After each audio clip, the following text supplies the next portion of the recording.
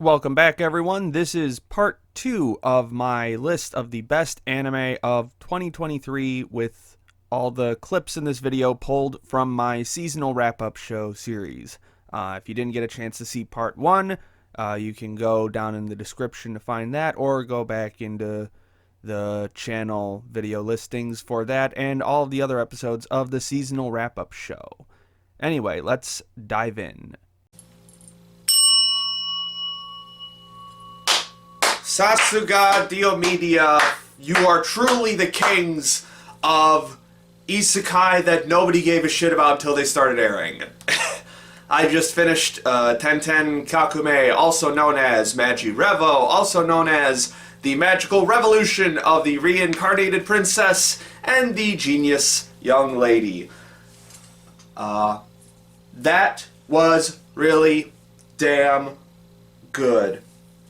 I bring up Dio Media right at the start because they were also the studio behind one of my favorite isekai from last year, Parallel World Pharmacy. This is really like the little studio that could. They really, like, I haven't finished as many of their shows as I'm kind of hyping them up to be, but they really do come out of nowhere sometimes with something that's genuinely really good, especially in the past few years. I wasn't personally a fan of it myself, but The Saint's Magic is Omnipotent is another one of their fantasy shows that I think is also an isekai, if I recall correctly. And Dio Media is just really good at making really solid-looking productions. Just really, like, very, like, the baseline production for their shows is typically quite a bit sorry.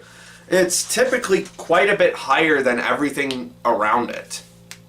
It doesn't always grab like the big moments quite as much. It has like its moments here and there, but it really, they aren't like a big flashy studio like Bones or Mappa or anything. And I think that suits them just fine because the overall, like, just baseline quality of the series is pretty good. Really strong character designs. Love the color design of everything overall.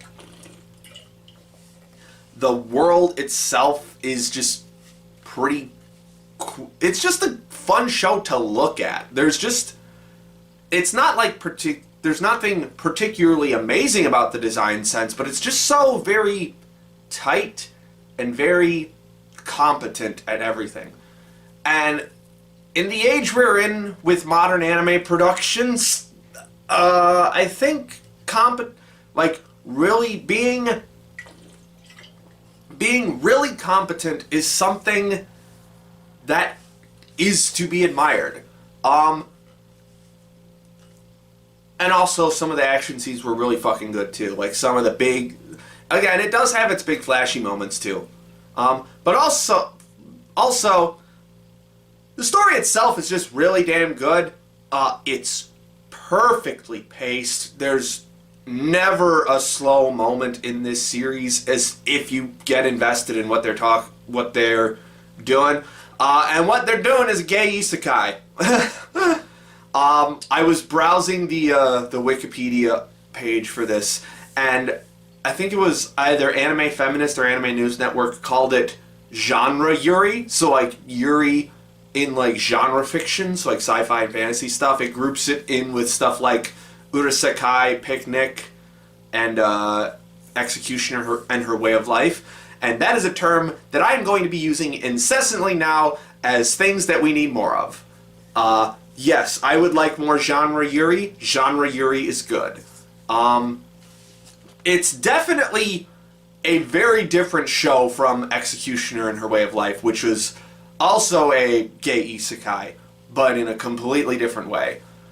This one is a much less fighty, although it still has its fighty elements, and it's much more about, especially in the last arc of the series, like building doing things through, like, the lens of, like, nobility and royalty and stuff, and having to function within that system. Like, especially in that last arc.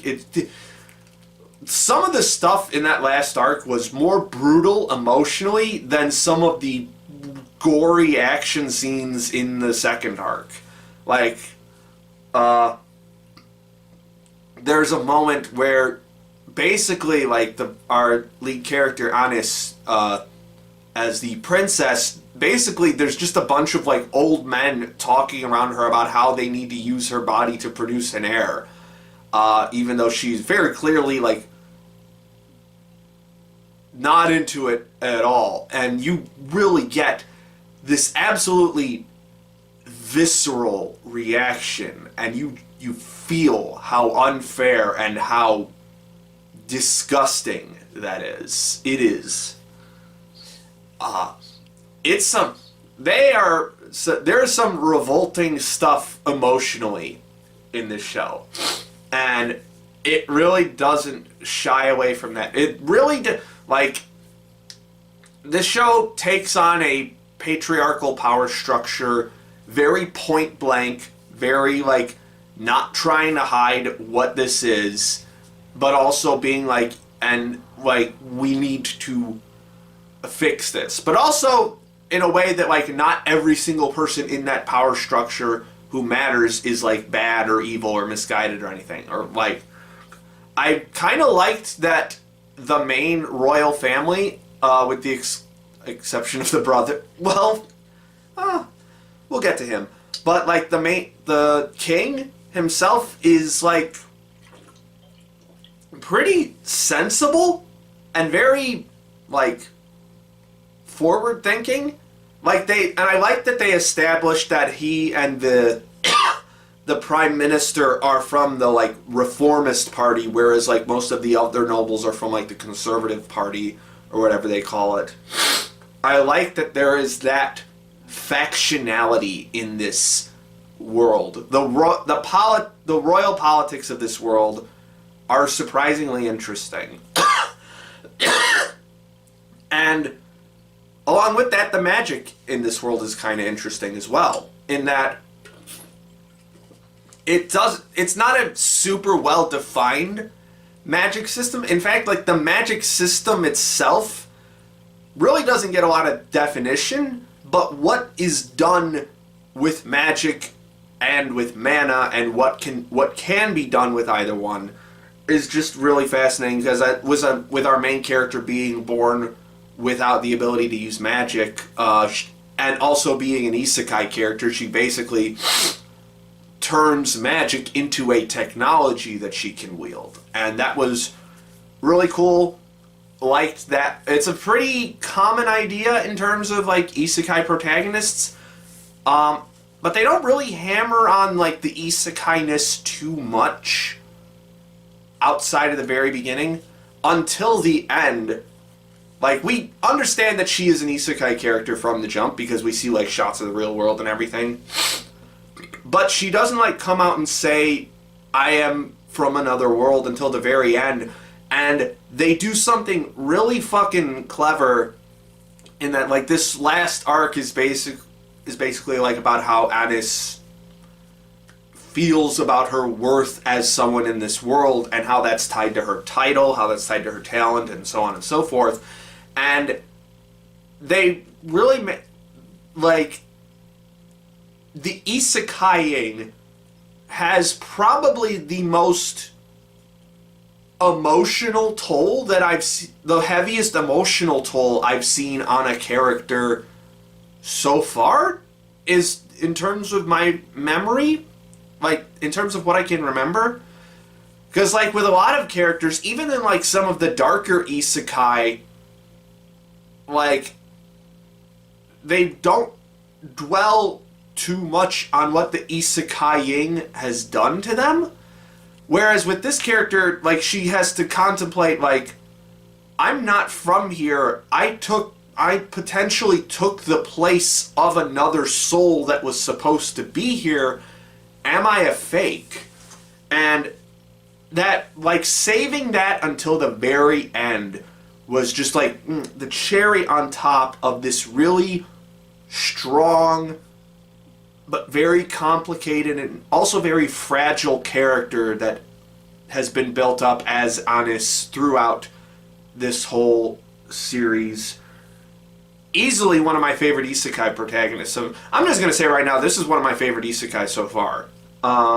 This is up there in, like, Log Horizon Season 1 and, like, Mushoku Tensei territory. This is up there. Especially because, like, our secondary protagonist, Yuffie, is just as strong. We kind of have, like, an inverse but extremely similar problem of her trying to break free of the restraints that nobility put on her, and how Anis kind of spurs her towards that. And, like, we have this idea of freedom and what it means to be free within a royal society, and how, like, I don't want to go to, like, oh, it sucks being a rich person and all that, but, like, as I think it's very important that they were both noble ladies as opposed to men, because they, from the jump, very clearly have much more restriction placed on them as nobles than men do. This, again, it's a very patriarchal system, and so the theme of freedom works really well in this instance. But even the men don't get off scot-free. Like, the brother, I was, like, constantly, before, like, his final confrontation, it was like, is he a shithead? Is he misunderstood? Is he, like, secretly working behind the scenes? And it's kind of a little bit of everything. He is basically like he basically turns it into a burn-it-down revolutionary, who ends up just going too far and ends up using his power to crush the people that he was supposed to protect. And the dynamic between him and Anis, his sister, is just so good. Again, it's all about the character dynamics, the power dynamics. That is what makes this show so incredibly captivating and engrossing to watch. I was just completely enraptured start to finish in this fantasy drama. That's what I would sell this as. I would not sell this as, like, an isekai power fantasy, even though it kind of is. Like, both Anis and Yuffie are extremely overpowered. But that's not really what the core of it is. The core of it is using what power they have to navigate a system that is very much stacked against them. And sometimes it gets heavy. Which brings me to the ending. Obviously, spoilers. The ending is the one thing where I'm like, I don't know about this. Because essentially Yuffie commits herself to being an immortal being who's eventually going to lose all of her memories and feelings for everyone around her. But we don't get to that point yet. And it's still, like, this is an ongoing novel series. And there's still the idea of, like, well, Anis is just like, well, I'll figure out a way to undo this whole immortality thing, or I'll figure out a way to make me immortal. We'll see. And, like, obviously it's like an open. I think the difference between an 8 and a 9 for me with this is the fact that it is left open-ended. And also the fact that I don't know if we're going to get a second season of this, because they really wrapped up the ending. For as much as they tried to leave it open-ended, cinematically it very much feels like they're wrapping up the story. So if this is the end of the anime, I would be, I am a little disappointed, because it's just basically like well, the biggest question of the biggest problem in the series, in my opinion, is still on the table. Even though we get like canon confirmed romantic togetherness, they kiss several times in this last episode. Good for them. Yuri good. But we still have that giant ass problem looming over everything. So on the one hand, you could loop it in with the tragic Yuri story, I guess. But I kind of wanted a little... I was hoping for just a little more oomph with the... a little bit more surprise, I guess, with this magical revolution that they're enacting. So... I would absolutely love a second season of this. I guess I'm fine with it if there isn't, and I'll just have to start reading the light novels.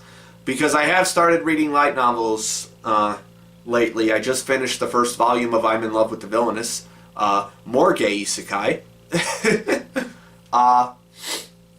So, yeah, the show is good. Let's figure out where it goes on the list. Fuck yes! Gridman fucking rules! I love this franchise. I've forgotten how much I like this franchise. It's been, what year was Dyna-Zen on? Was that 2021? So it's been like 3 years, I think. Almost 3 years. Fuck, man. Yeah, I just watched all of Gridman Universe, the new movie that came out last year. That fucking ruled.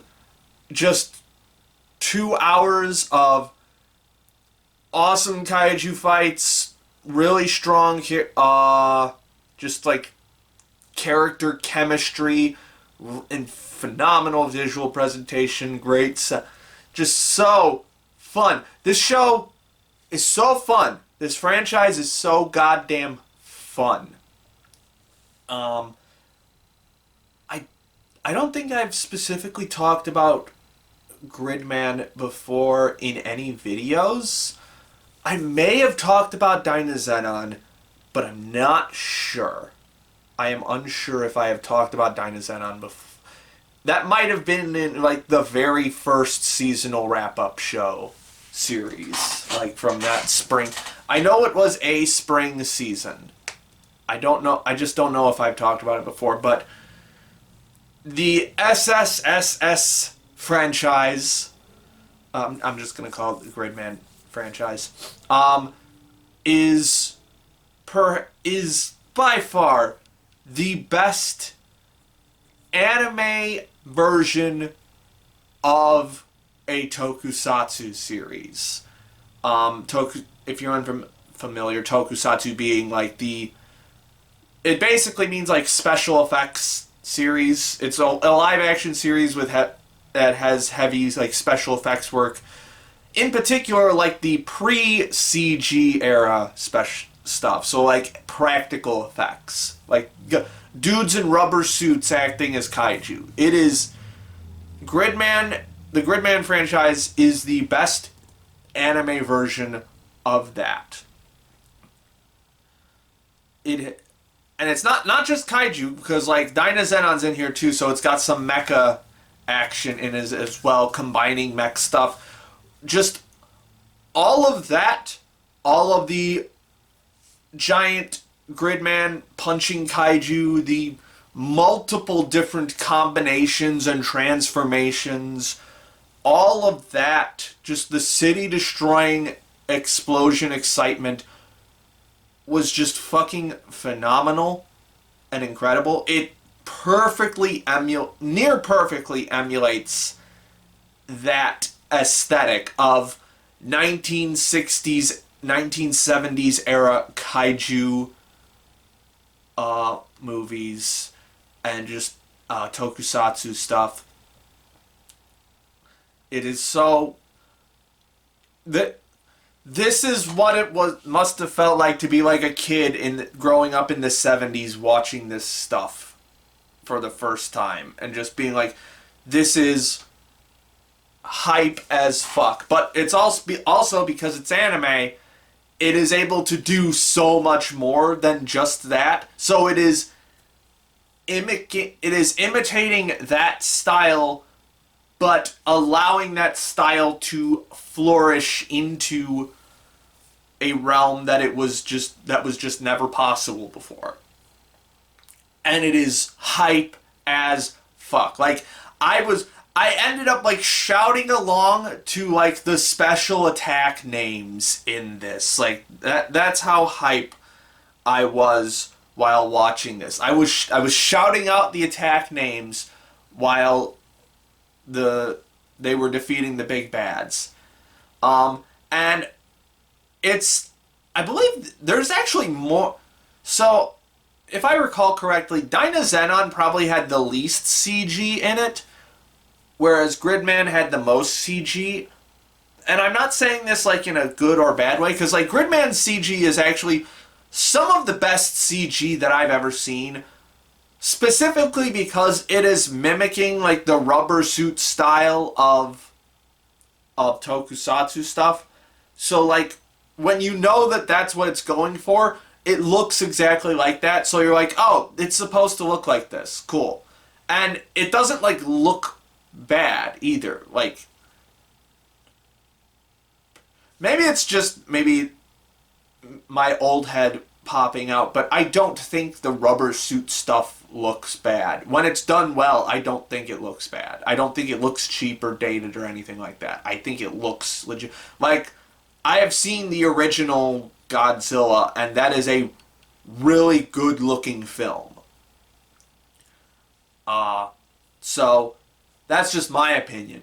But anyway, Gridman Universe kind of leans like halfway in between in terms of like the CG versus traditional 2D action animation. And all of it's fucking great. This is just a fucking cool movie. I will say the final fight, I was hoping for a little bit more out of the like big villain, but I guess I probably shouldn't have, knowing what I know about like spin-off movies, I guess. The villain was very much a means to an end for this. It was much more about putting Gridman back together, I guess you could say, than it was about this particular villain. And it was much more about these characters reaching, adding on to character arcs that they had already gone through. Now, and a lot of complaints that I have seen about like the original Gridman series is that a lot of people didn't really get attached to that particular cast as much.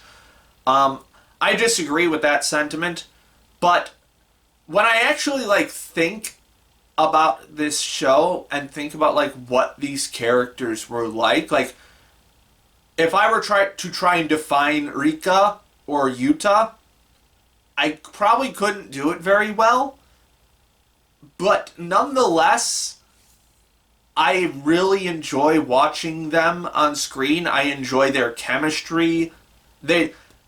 I very much enjoy the vibe of these characters. Now, like, Utsumi is like more about like he gets the nerdy kaiju stuff, and then Akane is far and away the best character from Gridman with her character arc from the original series. But I can understand how people might not vibe with Yuta and Rika, but because it's like I can't definitively tell you what I like about these characters because there's not a lot of characterization, at least not stuff that is like readily identifiable. It is much more about vibes, I guess. I feel something when I watch these characters.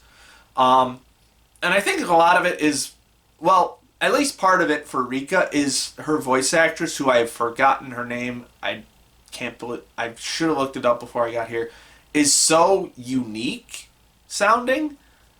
Like, no, I'm pretty sure she's like a anime voice actor or voice actress. But but normally when that happens with anime, it sounds kind of bad and off, like with a lot of anime movies.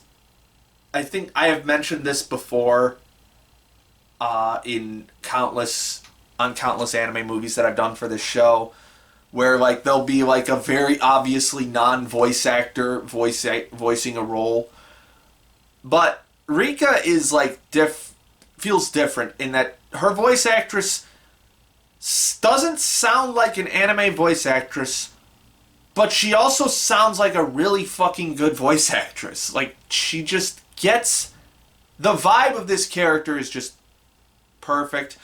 Also, I love her design.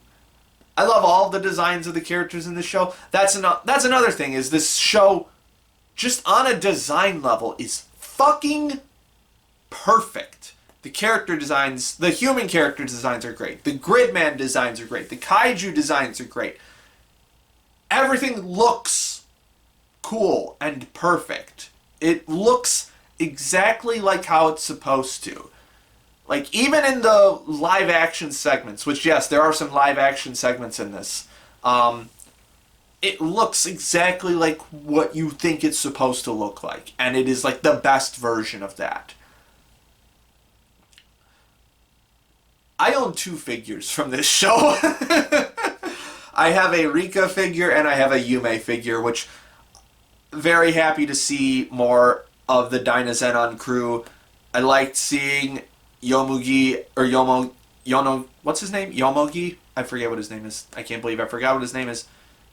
I'm getting him mixed up with Ononoki from Monogatari. I loved him and Yume and their flirty banter as a boyfriend, girlfriend stuff. And just the constant, like, hey Yuta, are you gonna confess to Rika yet? Come on, you should do it. Come on. And that ties into not a central theme of this show, of this movie, but like a nice little like accent theme to like make this movie less hollow than just a kaiju beat 'em up. This like Yuta constantly like trying to build up the courage to finally confess to Rika, and like her also over the course of the movie growing closer to him as well, and understanding that she likes him as well. Now, my one problem with this movie is maybe I just missed it, but at one point it's like, Yuta, you have to assimilate with Gridman to pull him out of the Gridman universe, but you won't come back because it's impossible. And then he's like, yeah, I'll do it. And like Rika is upset about that. And so because he's going to disappear. And then he does that. Then a big old giant fight happens. Many fights happen. And then he's just back in the real world with everyone else. Maybe I missed an explanation, but it feels like they just straight up didn't fucking explain it at all and just kind of glossed over it. So in the comments, please explain to me what happened. Am I crazy, or did they just skip over the explanation? Or was there some kind of implication for it hidden somewhere? I don't know. And I also hey, you guys aren't tired of hearing this yet. Did you know I like metafiction? Did you know that I like when a show talks about fiction within the show and how that relates to the themes of the story? There are definitely some dressings of that in Gridman Universe. Like, at one point, the little kaiju girl, whatever her name is, I forget what her name is, she mentions that humans are the only creatures that can believe in fabrications. And that's just such a cool line. And there's some, like, some brief dwelling on, like, what does it mean to be artificially created by a consciousness outside of your universe. I just find it fun. It's fun. I would have to watch this movie again to get like all of the details of how that plays in, because it's more than I've just mentioned there. It's just, I like it. I love Gridman. I love this franchise. Akira Amamiya, I need you to keep making cool, awesome things. Doesn't even have to be Gridman, because I also loved Inferno Cop. But also, I wouldn't mind more Gridman. Yeah. This rules. I just wish we got an explanation for that Yuta thing at the end, because that's the... What the fuck?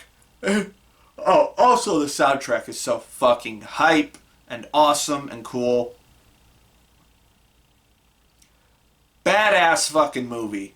Just incredible. Yep, as expected, that was really damn good. Just finished up all of Oshi no Ko,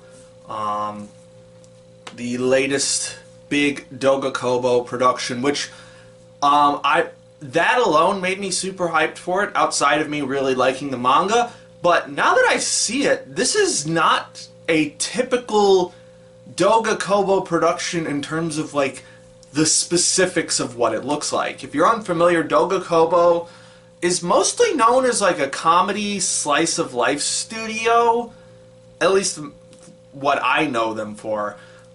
Stuff like Engaged to the Unidentified and Sansha Sanyo. These very... oh, and New Game. New Game is probably the big one more recently. Oh god, that was 8 years ago. Fuck. But they're this very bubbly... They're known for, like, their cute girls doing cute things shows, and they have very expressive, like, very fluid and bubbly, bouncy character animation. Like, that's one of their, like, hallmarks. In fact, the director of this one, of Oshi no Ko, is the director of Asteroid in Love, which, definitely an underrated, Kirara anime. Very fun. And the directing for this show is not like that at all. Not in any way. It is completely different. If anything, this is much more akin to an anime from, like, the 80s, almost. Like, there is not a lot of focus... Outside of a few select scenes, there is not a lot of focus on, like, character Sakuga. Not a lot of focus on these big, like, explosive animation scenes. It's much more focused on, again, like, more, like, classic anime of making each individual shot look really good and really impacting. Whether it's through the extremely detailed character designs, the character artwork. All of the characters in this are fucking gorgeous beyond belief. These are some incredible adaptations of Akasaka's original designs.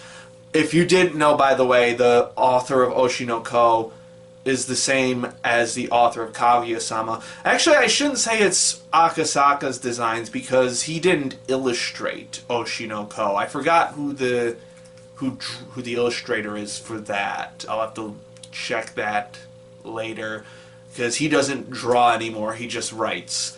But anyway, incredible adaptation of the manga's character designs. Absolutely stunning color work, just gorgeous lighting, really strong shot composition. Like, the only time where I thought something didn't look quite as good as it could, I think it was like episode 4 during, like, one of the scenes when they first get to high school. That was the only time where I saw something that didn't look quite as good. But outside of that, like, really strong. Everything's really strong overall, and it's not like it's completely missing animation either. Like, there's some really, really ambitious tracking shots, the way that the camera moves, The actual idol performances were really good. Actually, I will say another thing. There was one other part where I didn't think it looked quite as good. Honestly, the pre-reincarnation stuff in the first episode, I was a little disappointed in. Like that opening prologue bit before they get reincarnated as Ai's kids, I was not a huge fan of it. It seemed a little I didn't dislike it. It was underwhelming until we got to the post rebirth stuff. But outside of that, just really fucking good stuff overall. And when they actually do have like big idol performances, they look spectacular. Actually, that's one of my, another brief tangent, one of my probably my overall biggest gripe with the show is that the songs aren't super interesting. There's only like 3 or 4 of them, so I understand that that's not like the main focus of it, but like it sounds like generic J-pop idol stuff, especially like the, what is it, Sign B or whatever, like the main song that B Komachi does. So I was hoping for something a little more I guess intricate there, I guess. Something a little more daring with the art, with the soundtrack, I should say. But I guess it does fit the theme of the show that they are not trying to be explosively unique. They are trying to be popular. They are trying to be idols. But speaking of that, this is yeah, I've pretty much read the manga up to where the anime cuts off. So that was an interesting... So that's another interesting little bit of symmetry. I've been reading a lot more manga lately, I guess, is what I should be saying. Is so it's fun to see like when my favorite manga get adapted really well. It's definitely a delight, and this is definitely a really strong adaptation of the original manga. It really captures like the nuances of the characters, really captures like the way that the manga portrays the industry. I do still kind of agree that they could be there. It feels like they are a little bit restrained with how they are portraying the entertainment industry, because there are a lot of points where it's like it feels like people would be a little meaner about this, like the actual staff working on it.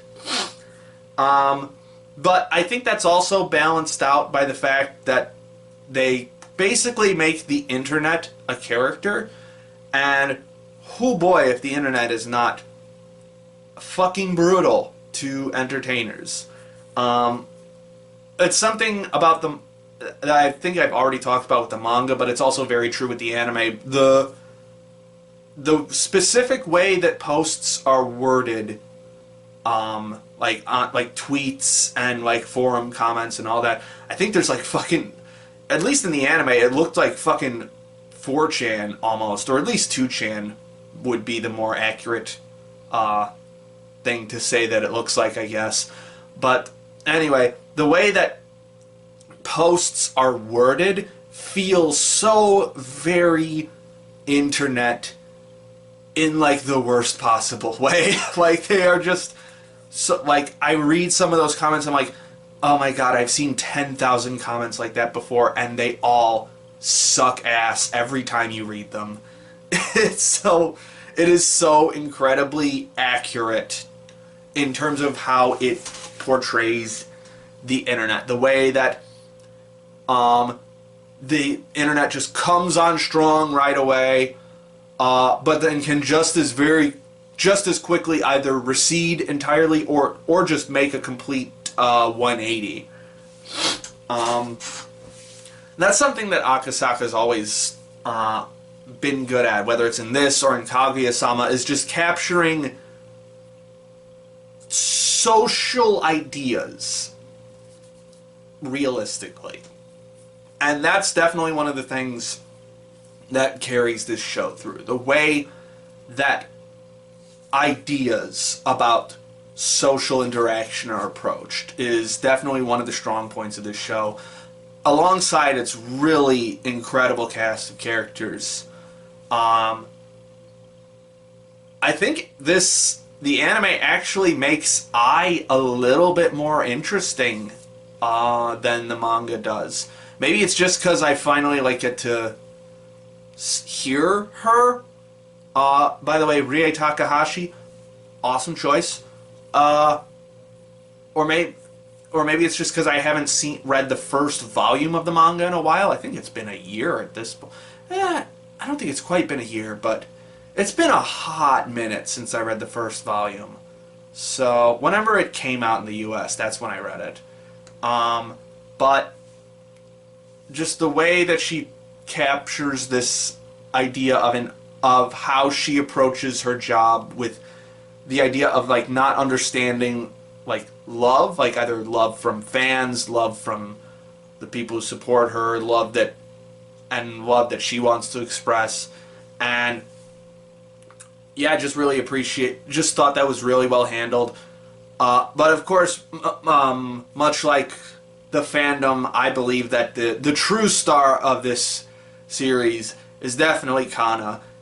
Kana is best girl. What can I say? The way that they portray her immense feelings of inadequacy, despite the fact that she has actually achieved something. It's not huge success, but she's still achieved very small bits of success here and there. But the fact that she just feels like she's constantly letting everyone down by not being as successful, it really hits, especially in these last few episodes where it's basically her arc of basically kind of turning that self-deprecating attitude around and being like, I will be successful. Fuck all of you. I'm going to be the Kana Arima. Absolutely love her. Love all the supporting cast around her. I'm treating her like the main character, even though she's technically not. It's technically Aqua and Ruby. Aqua is still fucking phenomenal as well. Just the way that he has become so hyper obsessed with his goal of finding Ai's killer, and just the lengths that he goes to get that done. I am very interested in how this is going to eventually crash and burn around him, because he's already started manipulating people to his own whims. So when people eventually figure out that that's what he's doing, it's definitely going to come back to bite him in a bad way, and I'm very interested to see when that happens. I might actually, based on the release of the manga, and depending on when the next season of the anime comes out, which supposedly is this year, I might end up seeing more of the anime than I have read of the manga by the time it comes out, so that'll be interesting. But, yeah, just really love all the characters in this. And I just realized this now, Kana and Akane kind of parallel each other in interesting ways. They're both terrified of letting their people down with their performances, but their reactions to that fear are very different. Kana just kind of takes it in stride, but not really, and just sort of brushes it off with self-deprecating humor, while Akane gets uber fucking serious about it and becomes absolutely terrified of letting people down. So, nice little bit of narrative symmetry there. Speaking of Akane, holy shit, episode 6 was fucking phenomenal. Easily one of the best episodes of this spring season that I've been going through. Might be the best episode now that I think about it. Just so incredibly impacting with its lighting and the way shots are framed, the absolute desolateness of Akane's like inner thoughts, and also just the overbearing weight of internet criticism was so incredibly well done. Fucking loved episode 6. It's a banger. Speaking of episodes, yeah, also, for as much as I didn't like the opening to episode 1, everything after that was fucking phenomenal too. Just also one of the best episodes of the year, because that last bit of like leading up to and including Ai's death was just so fantastic and heartbreaking, and just so much emotional damage. When I first heard that this was getting like an hour and a half long premiere, I'm like, what the fuck does this need an hour and a half long premiere for? And then I read the first volume of the manga, and I'm like, oh, I get it now. You need to have all of this at once, kinda. So that job well done on that.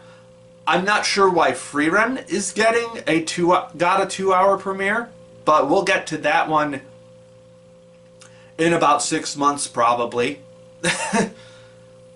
I actually wanted, just as a side project, I want to do a video on all of the like double length, triple length anime episodes of TV anime. I want to like compile a video of all the instances of that. Like, the first one that I can recall is Fate Zero, but I am positive that something else has existed before that. So, and they seem to be getting more and more common. Like, I think Sasaki and Peeps just had a double-length episode that premiered either today or yesterday. So, it's an interesting concept. Sometimes it's done well, like with Oshi no Ko, and sometimes it sucks shit, like with, what's a good, probably Rewrite is a good example of that. Like, that didn't need a double-length first episode. Nobody liked that. Everyone disliked that. Do I have anything else to say about Oshi no Ko? I guess the acting is fucking incredible across the board. Really strong stuff. I was questioning whether Megumi Han was a good fit for Kana in certain instances, but when she really pulled it out, man, it was some fucking incredible performances that she gave. I feel like I should know Megumi Han for something other than Gon from Hunter x Hunter, because she is a really popular voice actress. But that's just what I know her as. So whenever I see her actually play a girl, I'm like, oh, right. Yes, this just... I guess my final words on this is, like, for the past probably 30 entries or so, like, even with the good shows, like, I guess ever since G-Witch, however long ago that one was, that was the last time where I actually just sat down and was, like, completely engrossed in what was happening. And my critic brain was not on, and not because I intentionally turned it off, but because the show was so good that it just turned it off by itself, and I just got sucked into what was happening on screen. And Oshi no Ko is the first show in a hot minute for that to happen to me. So, big props to that. Definitely one of my favorites of the spring season. But I guess to be more specific about that, let's go ahead and put it on the list. Oh my god. That was amazing. My mind has been blown once again by the power of anime. And yes, this is an anime. I just finished all of Scott Pilgrim Takes Off. I am a huge fan of Scott Pilgrim in general, both the graphic novel series, which I read last year, and the live-action movie by Edgar Wright that I watched when it first came out, and have seen and watched many, many times after it had came out. I haven't seen this in forever, but it might still be one of my favorite movies. But I can proudly say that the Scott Pilgrim franchise has pulled a hat trick, because Scott Pilgrim Takes Off, this new anime adaptation, is pretty goddamn good. And I'm going to say right off the bat, like, normally it's sort of an assumption that I'm going to be talking spoilers for all of these, but I want to extra emphasize that because this series diverges from the typical Scott Pilgrim story very quickly. Like, by the end of episode 1, this is a completely new story. So, if you're going into this expecting another adaptation of Scott Pilgrim, that is not what you're getting here. Not in the least bit at all. So, that's my warning. And also, there's a bunch of other cool surprises in this. So, let's dive in. So,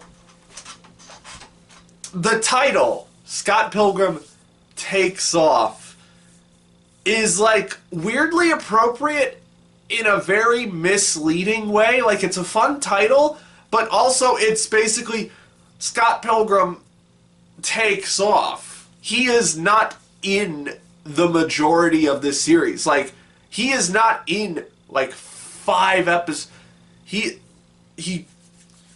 Like, episode 1 ends with him supposedly being defeated by Matthew Patel, the first Evil X.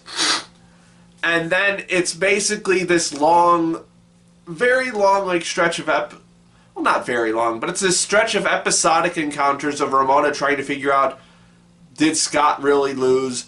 Oh, no, he didn't. He got kidnapped by someone. Now we gotta figure out where Scott is. And he doesn't come back till the end of episode 6. So he is...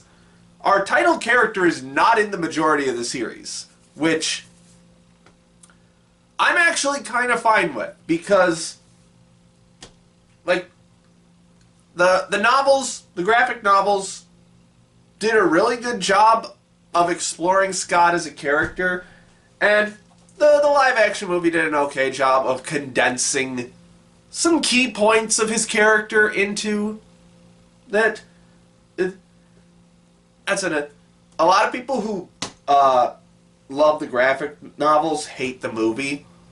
I don't hate the movie, mostly because I saw the movie first, and I haven't watched the movie since I read the graphic novel. But it is what it is. It's a 90-minute movie. How long is this?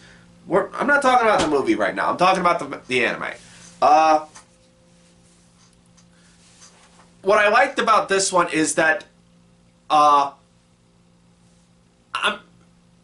not going to say that Ramona is underdeveloped in the comics, because she definitely isn't, but it is very clearly, like, Scott's story in the comics, in the graphic novels, and this anime is Ramona's story for the most part. It is Ramona getting over her evil exes through her own power, and not through just hanging out with Scott and him beating them. So that was a neat little twist on this formula, and it allowed for the evil exes to be explored in a more complex and nuanced way. Like, a lot of the the early evil exes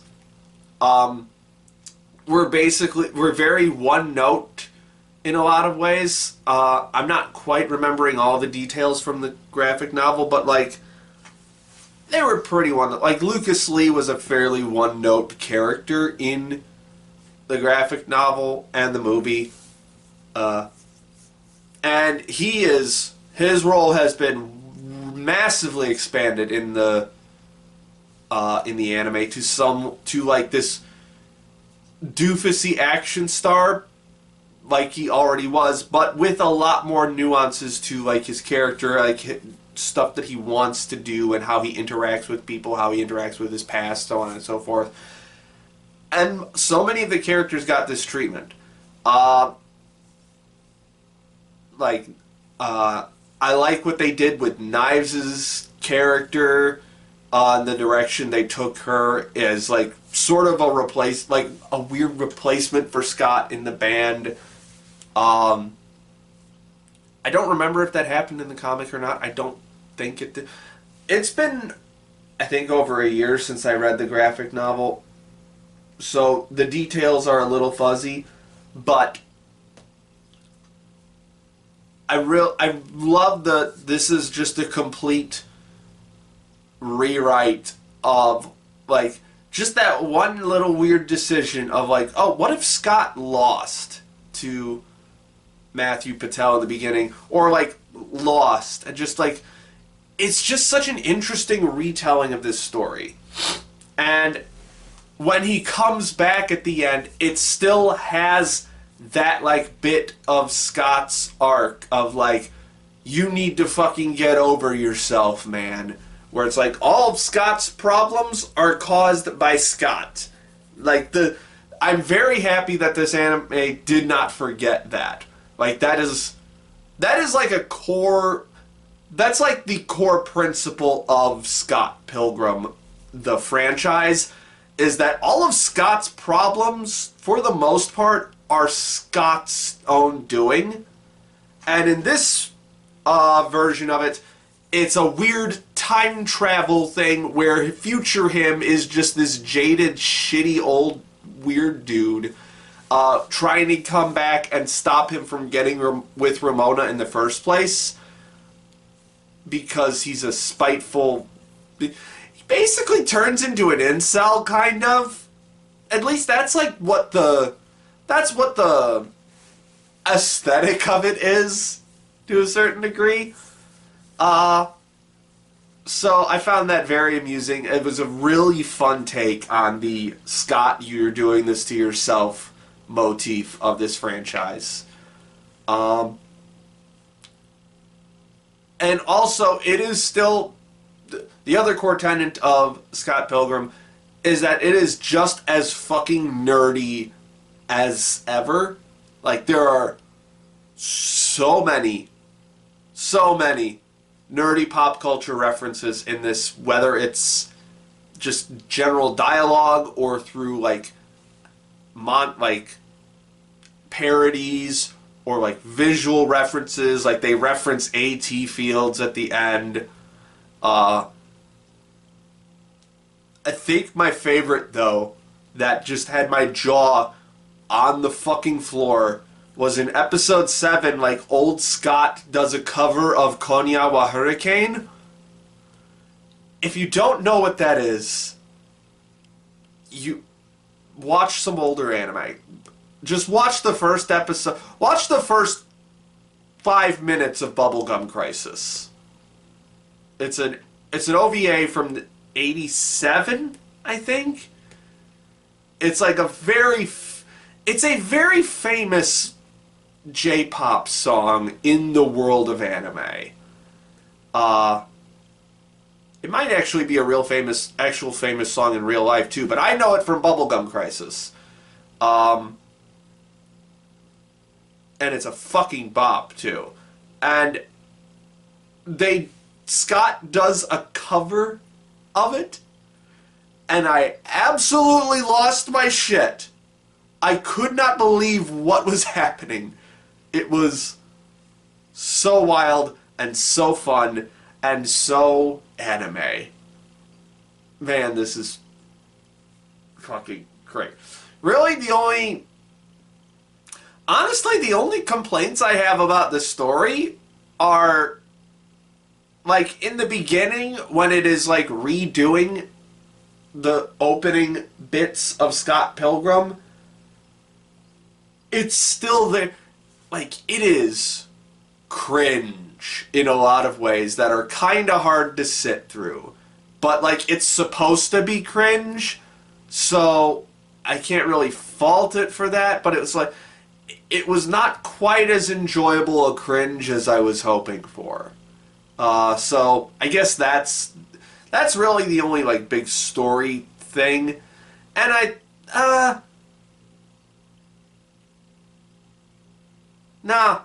was gonna say that I'm not. I don't No, I'm not even gonna mention it. Nah. Fuck it. Whatever. Yeah, so really great revamp of the story. And a really great revamp of the visual elements as well. Like, this series takes on the art style of the original graphic novels, animated by Science Saru, which was probably the perfect pick for that, and it really capitalizes it on that in, like, the best ways possible. Like, the fights are fucking incredible in this. Like, my favorite is probably the Roxy fight in episode 3, I think it is. Yeah, it's episode 3, where they're basically just, like, fighting. They start off fighting in a video rental store with this insane choreography and camera work, and then it transitions to, like, them jumping through video, like, movie genres and fighting, and it's so fucking cool and insane and action-packed. The action in this is so goddamn good. The character designs are really solid. They're pitch-perfect renditions of near pitch perfect renditions of the graphic novel characters' designs. The colors are so fucking vibrant and fun and perfectly coordinated.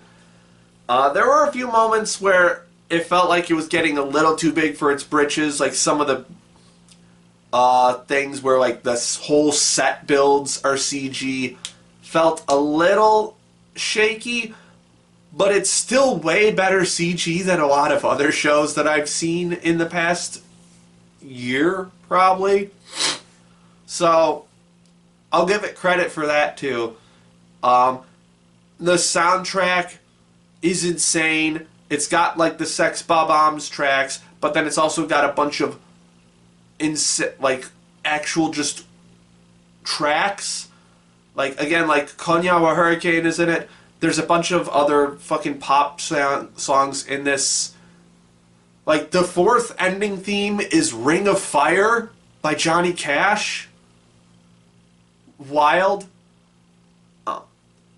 Which I guess brings us to, like, the one thing where I was like, where I can definitively say this was a little iffy with the series was, I watched the dub for this for obvious reasons, but if the reasons aren't obvious, it's, this is an American, well, I don't know if Brian Lee O'Malley is Canadian or American.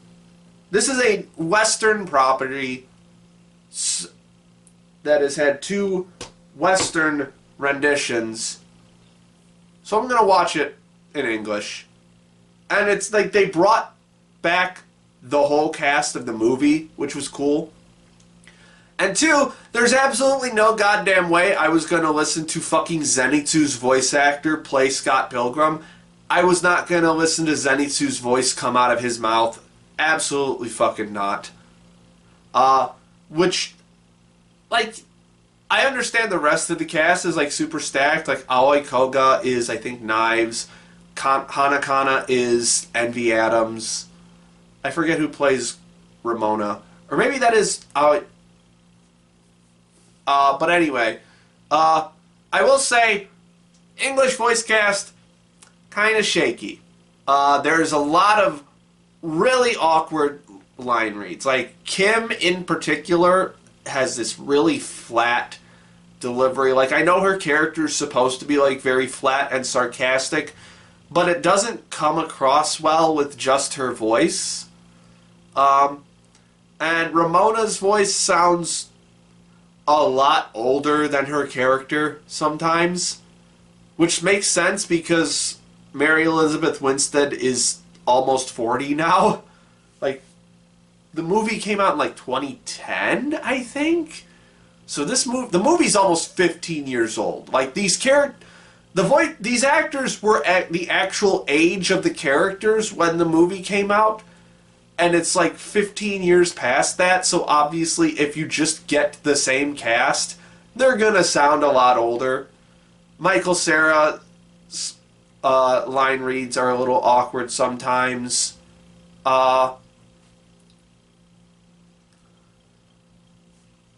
It was weird. I was like, when I was watching it, I was like, for some reason, a lot of the female voice actresses sound not quite as strong as the male voice actresses. And then I realized it wasn't that they weren't as strong. It's that there was just, they spoke way more, I guess. Like, this was a very female cast led series in a lot of places. Like, there's a lot of Ramona, a lot of Kim, a lot of Julia, a lot of Roxy. So it's not that one gender was better than the other at recasting themselves. It's just that there was more girl voices. Interesting. Yeah. Scott Pilgrim Takes Off is really damn good. I'm debating how much I should take off just because of the voice cast, because I actually thought about switching to the subtitle version at one point, but then I realized that the torrents that I downloaded didn't even have the Japanese audio track on it, which was a shame. Who does that, man? Why would you do that? Oh well. And it's like, because like it's not on Nya, because I guess Nya doesn't consider this an anime. So I had to go to like actual like kind of shady torrent sites. What did I use? I think I used LeetX, I think. Or whatever it's called. Yeah, so this is the version I watched, so I'm going to score it as the version I watched. But even with they're still solid not solid, but it's a decent, like, cast overall. Like, Gideon sounds really good. Chris Evans as Lucas Lee sounds really good. I cannot believe they got Chris Evans back for this. Brie Larson's Envy is interesting and, like, really pompous and fun. I think it's Ellen Wong plays Knives. There are a lot of points where she sounds almost theatrical, which was fun. Yeah, this was fucking fun. Here's the thing. I highly recommend this, but I think you have to consume other Scott Pilgrim content first. I should have led with that. Because I don't know if this works well if you haven't seen other Scott Pilgrim stuff. Who knows? If this is your first Scott Pilgrim series, let me know and let me know what you thought of it. But otherwise, yeah, high recommendation. Whew, goddamn. Man. Okay. I just watched the 2 seasons of Bleach, the 1,000-Year Blood War, that are currently out, which means we're about halfway through this arc, I believe. I've spent, I think, about a year rereading and rewatching Bleach in order to watch this series. I read like the first 48 volumes of the manga, which is up through the end of Arrancar, and then I watched the segment of the anime that was what do you call it? Fullbringer. The Fullbring arc. And it was real hit and miss for me. Like, Soul Society was still good. I'm still not a huge fan of Arrancar, but I do like it slightly more than I did the last time I read it. And Fullbring was a ton of fun. But I can say without a doubt that this, what I just watched, is easily my favorite part of Bleach so far. It is just, especially with the way it's been adapted, because I've talked a lot about Tomohisa Taguchi on this channel. He is one of the more interesting directors that I've seen in recent years.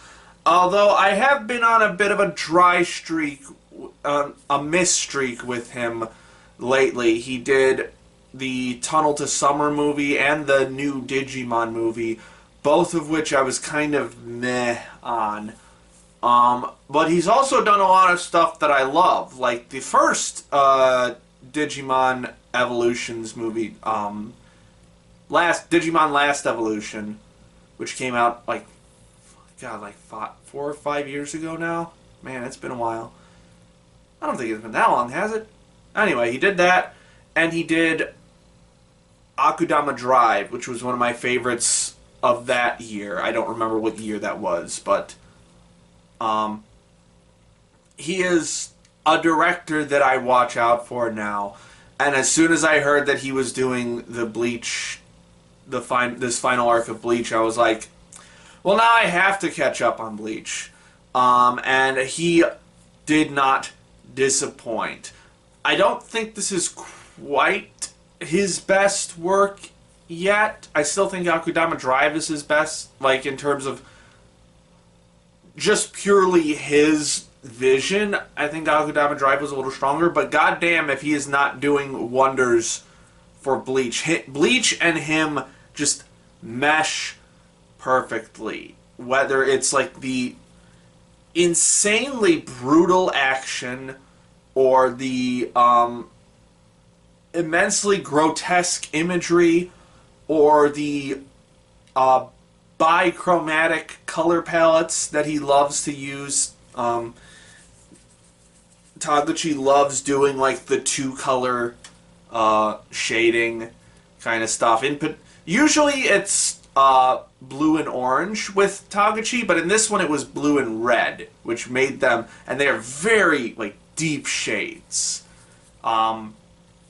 which definitely stood out a lot more. It was much more contrast as opposed to complementing. Actually, yeah, now that I think about it, blue and orange are complementary colors, if I recall, from color theory. But blue and red are not. They're not contrasting exactly, I don't think. Or they might be. I don't actually know that much about color theory, but I'm pretty sure blue and orange are complementary colors. So when you shift it to blue and red, it makes it much starker, much more contrasting. And also just a blood red sky looks really fucking cool. But and then there are just the like monochromatic scenes, like the fight between Unohana and Kenpachi was, although just barely visible, it could have been like a little bit more easy to read, but it was like right on the edge of like, this is still visible and still really fucking cool to look at. But I think by and large the star of these two seasons was definitely the action and the brutality of it all. Like, of the big three, Bleach has always been like the most hardcore, I guess, with its action. It has always been the most brutal and vicious. It's always been the most gory. And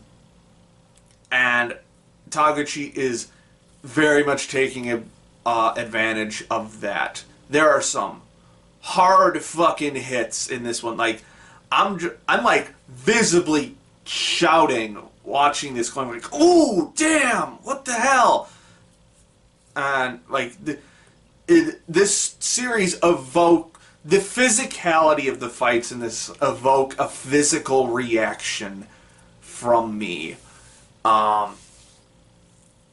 Whether it's like just the sheer brutalness of it, just watching someone get smashed by a giant rock, or the, like, just the viciousness of just biting someone, or like just the coolness of some shit. Like when I think it was episode 2 of the first season of this, Ichigo caught one of the Quincy's blasts with his bare hands and then just threw it back at him, and I was just hooping and hollering like the Bears scored a fucking touchdown or something against the Packers.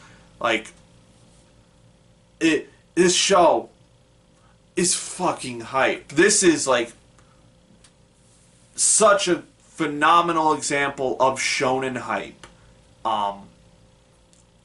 In terms of just like how incredibly fun these fights are. But it's not just fights. I don't want to give the impression that it is just fights. Although I will say, the second season, Separation, was mostly just fights.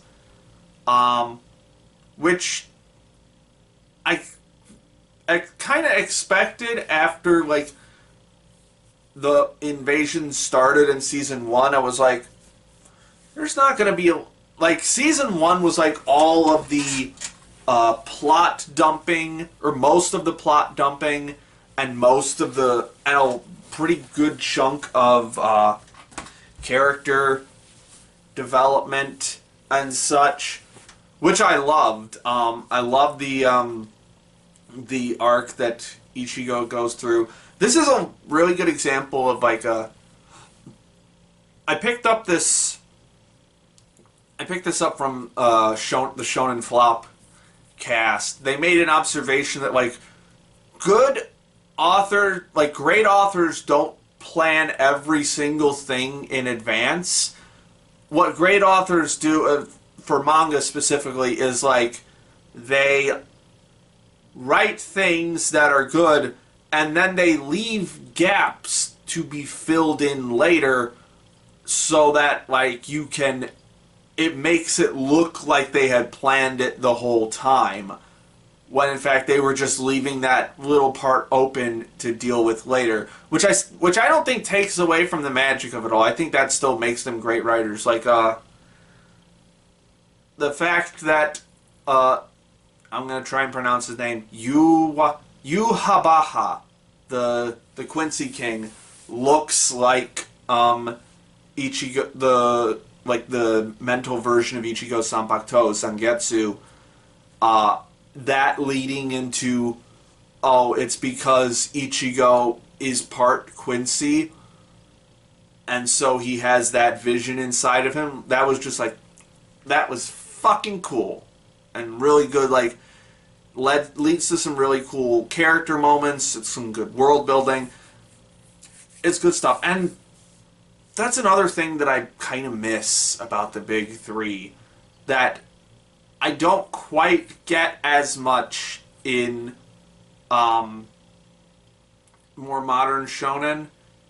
Like, for as much as I love stuff like My Hero and Chainsaw Man and Jujutsu Kaisen, the big three had so much really cool world building.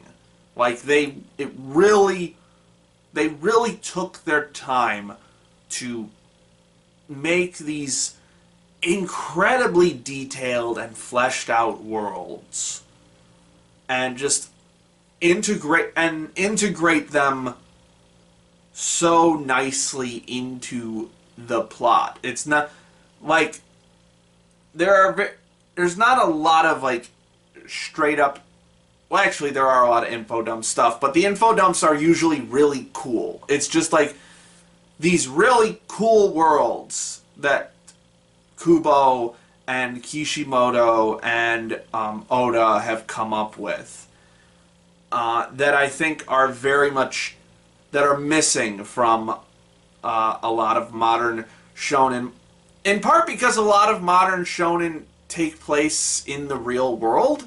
I've noticed, like, My Hero is in the real world, but with superheroes. Chainsaw Man is in the real world. Jujutsu Kaisen is in the real world.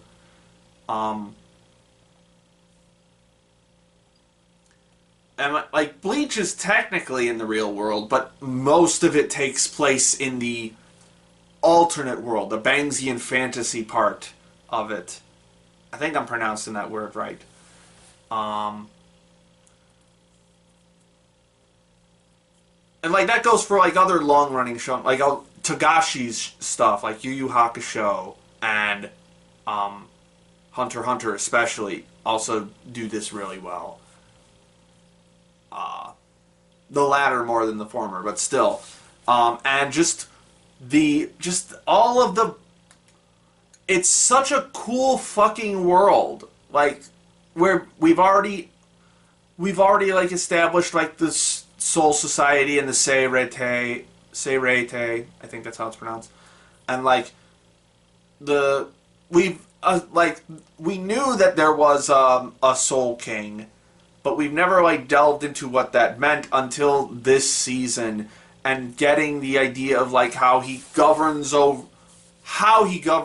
all the realms, and how the like Squad Zero works, like the reason that they are Squad Zero, like having the reason that they are where they are is because they have contributed foundational ideas to the Soul Society. That's just a really cool idea. The way that in like the flashback with Ishin Kurosaki with the Ichigo's mom, whose name I already forgot. Damn it.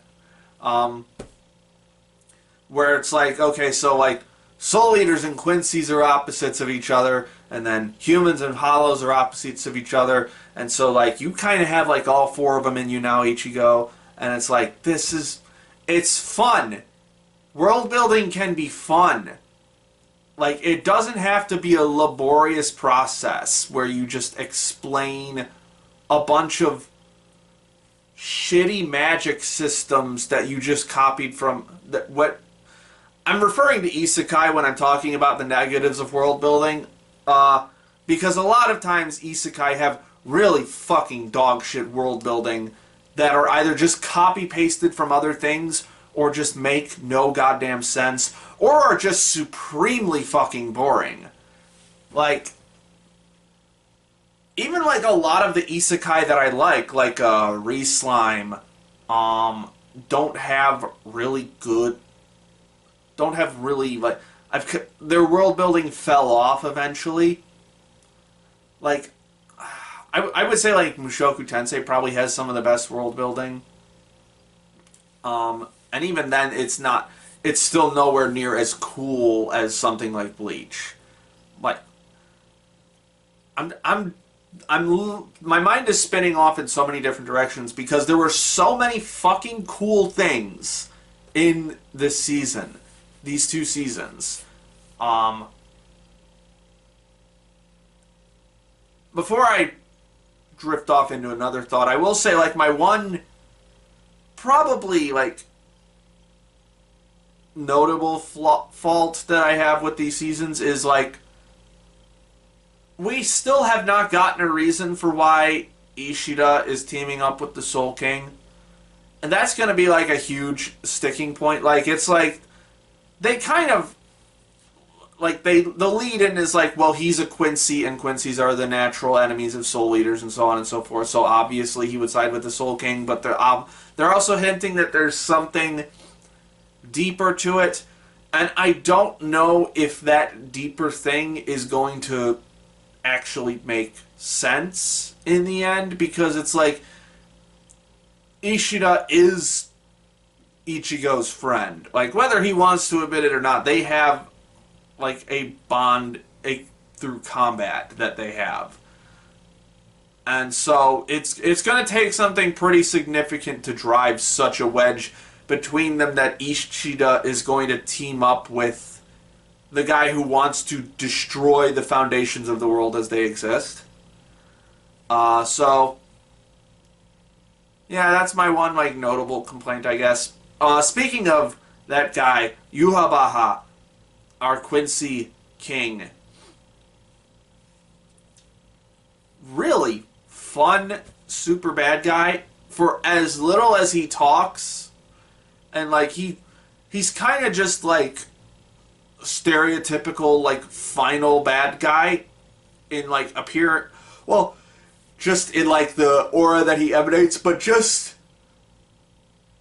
how imposing he is really sells him as like this final bad guy kind of dude. He doesn't have like the pompousness of Aizen or anything, which hot take, I'm not a huge fan of Aizen. I'm just not, I guess. I just never found him all that compelling a villain. And it's not to say that the Quincy King is a compelling villain, but he is a cool villain. Which I guess I just never got from Aizen. I just never thought he was super cool.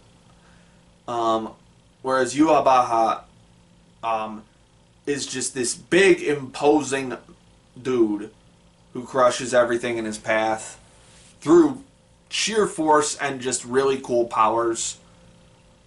And that's the other thing. The powers are so fucking... I can't keep spinning off and talking about all the different world building and stuff, or we'll be here all day. But I do want to talk...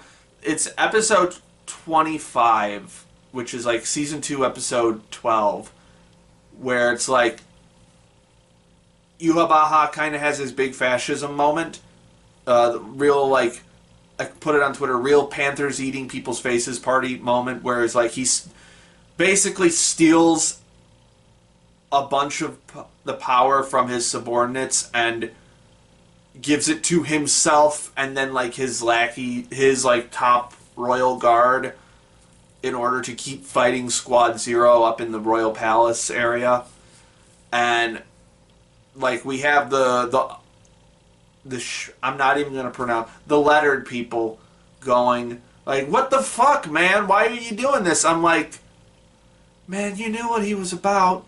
You knew you knew he was going to do this. I didn't think he was going to eat my face. Like,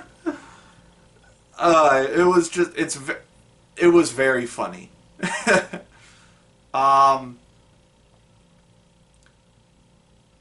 Oh, I do gotta give props again to Shiro Sagisu, who is definitely one of my favorite soundtrack composers now. He always was, but he's like really up there now. The soundtrack for this show was fucking insane and off the wall. Just so many different genre mishmashes. We got rock, we got these big orchestral swells, we've got these choral walls, we got the quirky little slice of life comedy music, we got like hip hop in there, we got soul. That number one is just such a damn cool fucking track, and they remixed it for this one. I'm not sure if I like the remix better or the original better. I'm leaning more towards original, but the remix is still pretty damn good.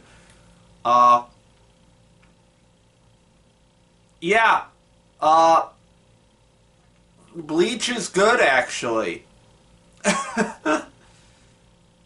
It's whether it's the sheer brutality of the fights, the grotesqueness of the imagery, the fucked up shit that happens. If I had to give a flaw to Bleach, that it is not quite character-centric. It does have its character moments, and there are some really cool like moments of characterization and character development. But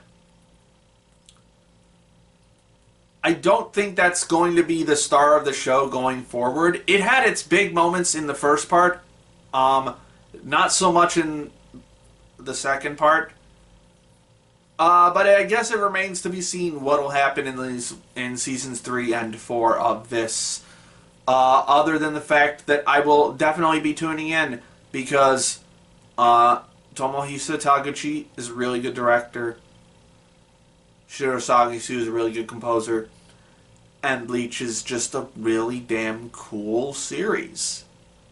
Oh yeah, that was really damn good. I just finished all of Undead Girl Murder Farce, which is a mystery action comedy series from who is now definitely one of my favorite directors, Shinichi Omata, also known as Mamoru Hatagayama. I believe that's who it is. It's the same director who did Rakugo Shinju and Kaguya-sama, which are also two of my favorites. And this might also be another favorite of mine now. So, man just pulled a fucking hat trick. I mean, let's talk about that. That is definitely one of like the big appeals of this murder mystery in particular, aside from like the actual story elements, is this is just a really fun series to look at. Like, Hatagayama is starting to have like a very interesting style as opposed to like other directors in the field. Like, he really loves mild experimentation, whether it's with split screens or just,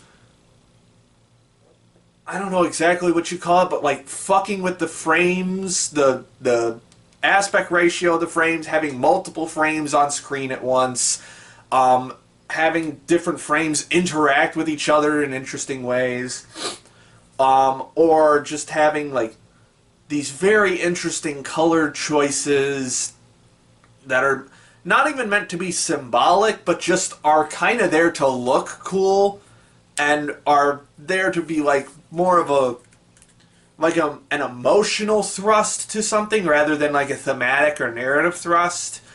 There's a lot of really cool POV shots in this of characters looking through things. Like, there's a shot of a character looking through like a set of like chain links. There's one, obviously, of the main detective character looking through the bars of the cage.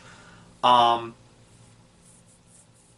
lot of really interesting transitional shots. It's like there was this one shot where it transitioned from the POV of the character blinking to the character to a shot of outside the cage as the cage is opening up, I think, or something like that. This is just a really, really cool series to look at. And like this,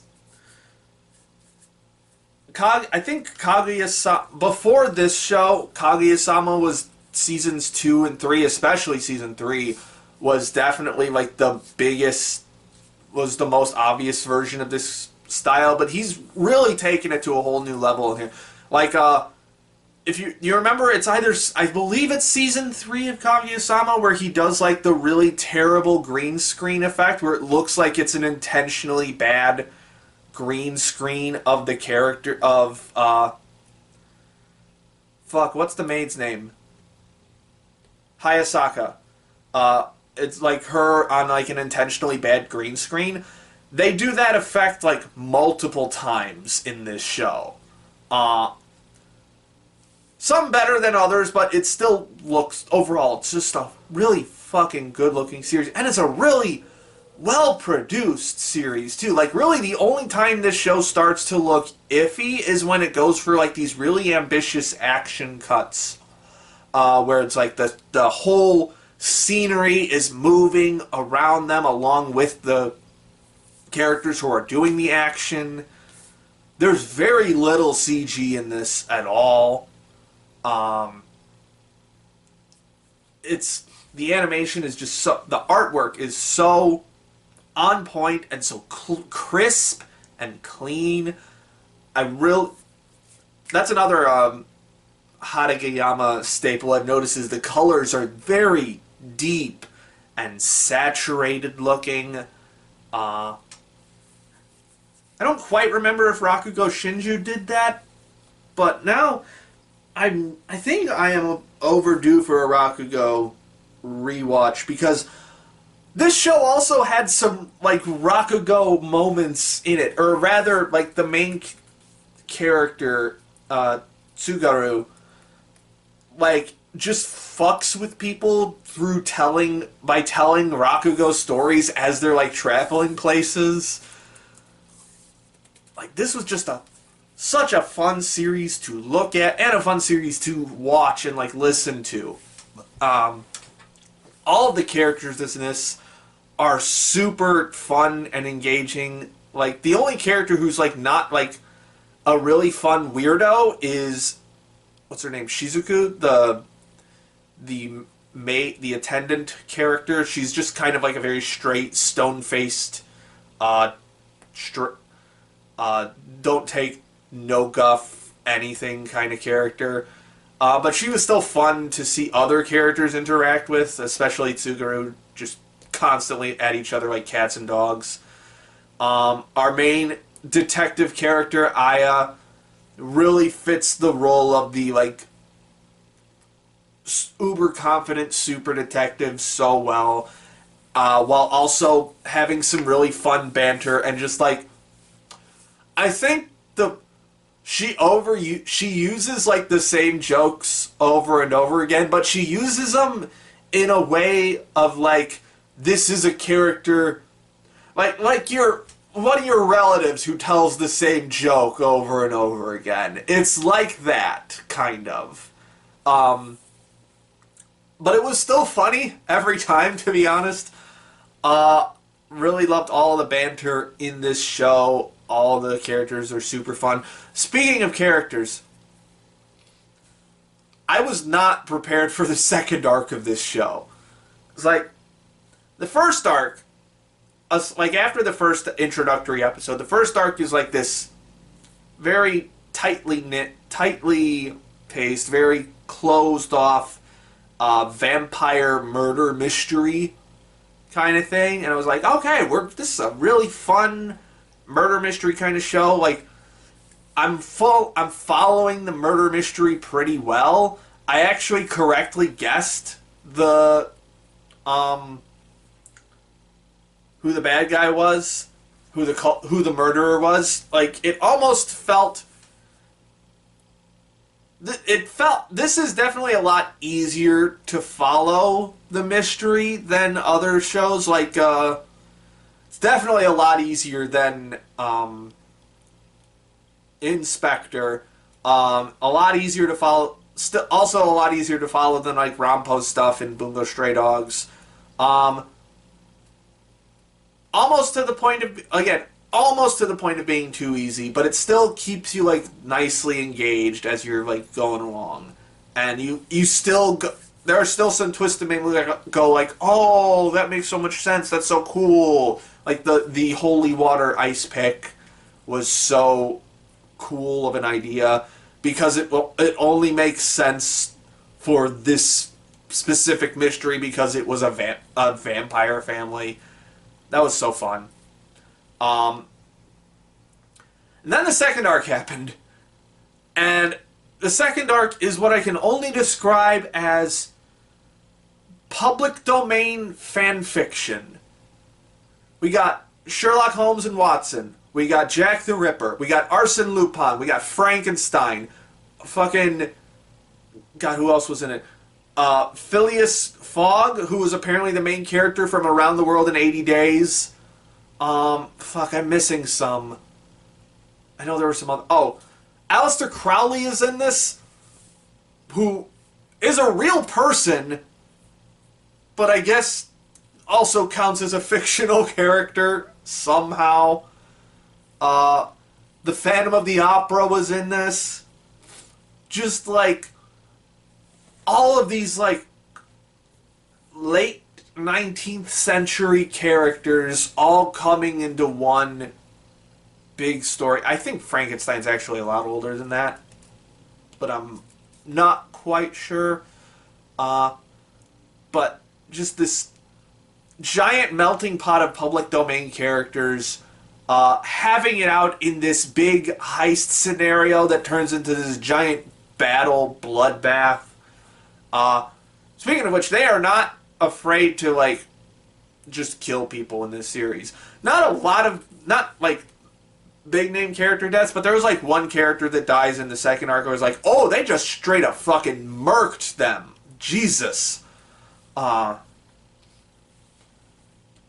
that second arc was just so bonkers and insane. Like when and then they squeeze in like a red ogre and blue ogre joke, and I just did like the fucking Leo meme of like pointing at the screen like, ugh, they did the thing. Ugh. I was like, you smarmy little shits.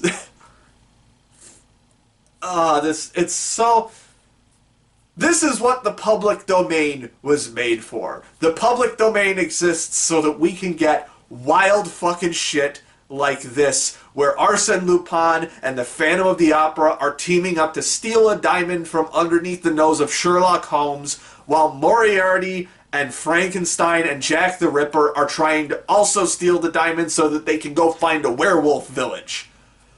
Holy shit. That rules. And you know what? If it wasn't this director, this probably would have been the lamest shit imaginable. Like on paper, that sounds equally cool as it does equally lame and corny. Because, like, I think, obviously a lot of this also, the original novel author does bear a lot of, like, what's the word? Should get a lot of credit for it as well, for writing these characters in such an interesting way originally. But also just the way that everything is shot, the way that the dialogue comes out. It never feels overly hammy, but it never feels too serious. It's like this perfect middle ground of like dramatic and comedic, without getting too like ham-fisted with everything. And it was just an absolute blast to watch. And then the third arc, I thought it was going to lose me in the third arc, but because like it's pretty obvious right from the get-go who the culprit is in the third arc. But then, like, it's not... The who wasn't the interesting part of the third arc. I'm actually, like, gonna dance around this because I think it's just really fascinating. Like, it was more so the how and the why of the third... Of why this character comes back and just starts murdering people and pitting and just ruining people's lives. And really, it's has a lot of really like once that reveal hits of the why, like the very last why, during like the final talk between Aya and this character, it really like hammers home like the, oh wow, oh that hits, that was really fucking good, that, and you kind of want this character to get away in the end. I'll let you watch the show to figure out if they do. It was just it's so weird. Like I thought I was gonna come down hard on this third arc, but then that last episode just completely revitalized my opinion about all of it. Yeah, I think this was the season of me starting to enjoy mystery series finally. Either again from a long time, from like for the longest time, not enjoying them, or for the first time, because I don't really know if I ever like really truly enjoyed mystery series like I am now. Between Ranpo in Bungo Stray Dogs and Undead Girl Murder Farce with Aya and Sherlock Holmes. That was a really fun portrayal of Sherlock Holmes, by the way. Not the most unique portrayal, but they got the acting that was really solid. The writing was really solid. And I love that in the middle of all of these fucking public domain characters, we have the author's OC Donut Steel characters right in the middle of all of it, and they're just a whole bunch of fun. Oh, and so this is another show with really solid audio, both like in the voice acting and in the music. Like the voice acting, there's not a lot of like big dramatic performances in this one, but like they just have the right. It sounds like everyone's having fun. It really sounds like everyone on this cast is having a ton of fun voicing these characters, especially Tsugaru's voice actor. I forget what his name is. I think it was Taku something. Taku Yoshi? I'm not even going to try to remember. He's just pitch perfect casting for this wackadoodle, half Oni, badass, comedic character. Just loved that. And then the music was so good and so weird and like spanning so many different genres. I think it was Yuma. Fuck, I forgot what the character. Yuta. It's either Yuma or Yuta Yamaguchi. Who I don't think I have actually heard any of their music before.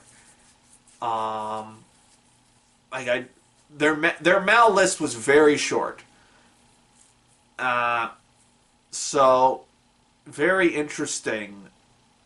I will definitely be looking out for this composer in the future. Man, this was... I'm glad that I used this as like one of the end caps for this wrap-up show. Just because I saw... And I only knew about it because I saw people talking about it on Twitter, and because I knew that it was... And I heard that this was from the Kaguya director. I was like, alright, we're going to have some fun here. And boy, oh boy, did we have some fun. Man, you know, after all the long gaps that I spend in between watching My Hero and reading My Hero, I tend to forget just how fucking good this show is. Just finished all of Season 6 of My Hero Academia. This was another good one. Shocking. Kind of knew this was going to be a good one.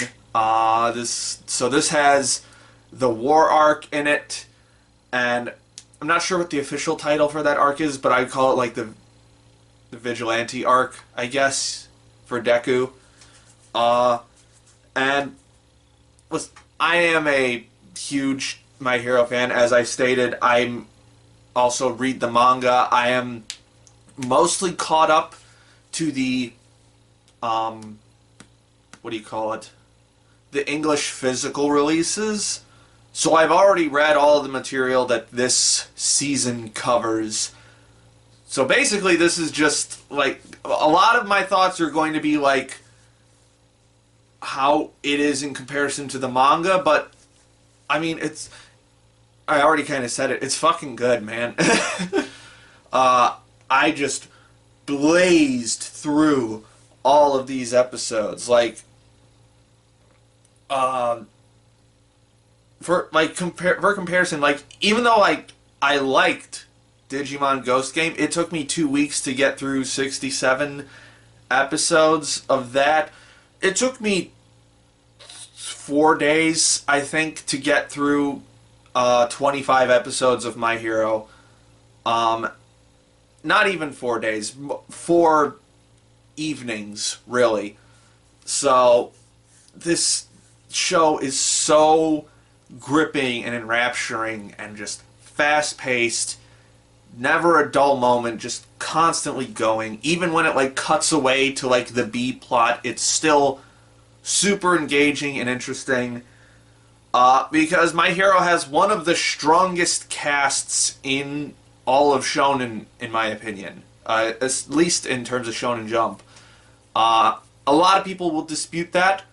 I disagree with them. I think this has one of the most personality-wise diverse casts of characters in terms of like thematic structure. One of the most like how each character relates to the different themes of the series. One of the most diverse and strongest in that regard. And just in terms of personality, they're just so fun to follow. Like Class 1A is so fun.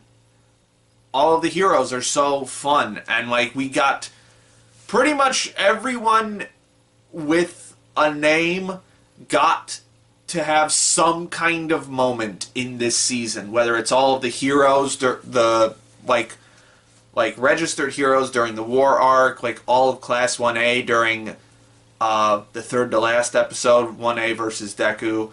All the villains got to have these big showcases during the war arc.